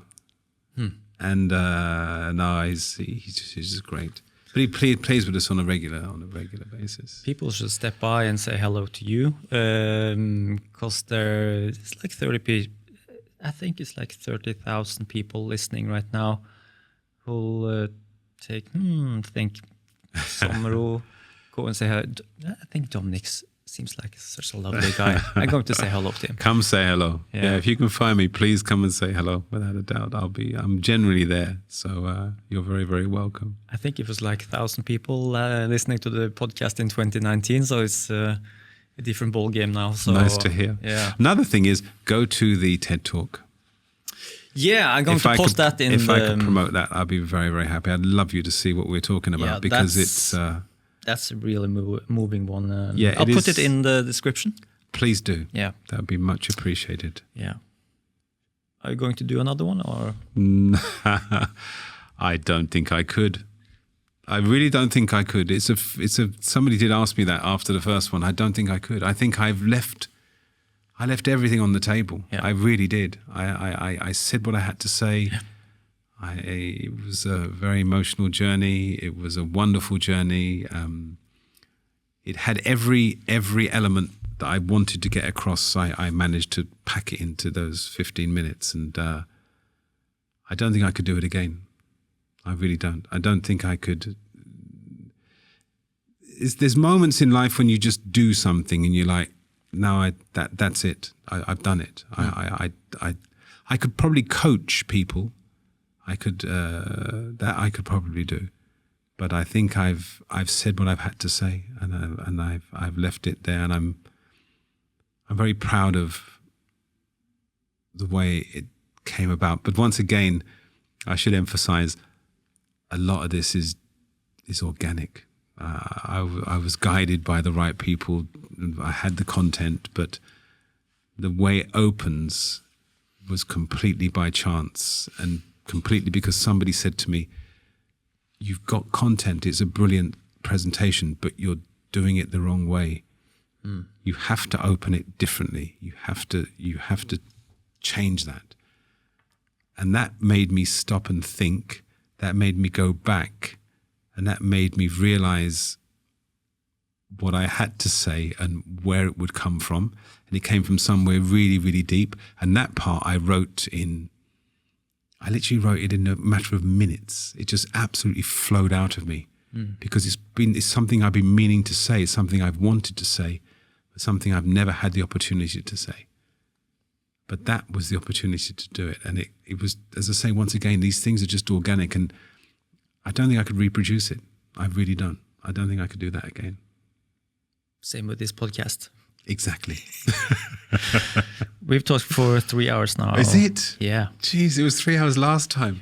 Really? It was. Oh, wow. It's absolutely flown by. And I said to my friends at work, I said, this one would probably be a little bit shorter. Hell no. It's great seeing you again. Thank you so much. What a pleasure. Yeah. What a pleasure. Let's do this we have another 7 years to go. Yeah. I would love to. In edition 7,777. Okay, so everyone check out the TED Talk. It's brilliant. It's moving. It has everything to finish off this great podcast with you. 3 hours, and best of luck with your projects and Sommerro and everything in your family. Thank you very much. Can I just give a big up to, I have to say, Lena, my lovely wife, my 3 darling children, Daisy, Marley, and Dylan. Thank you.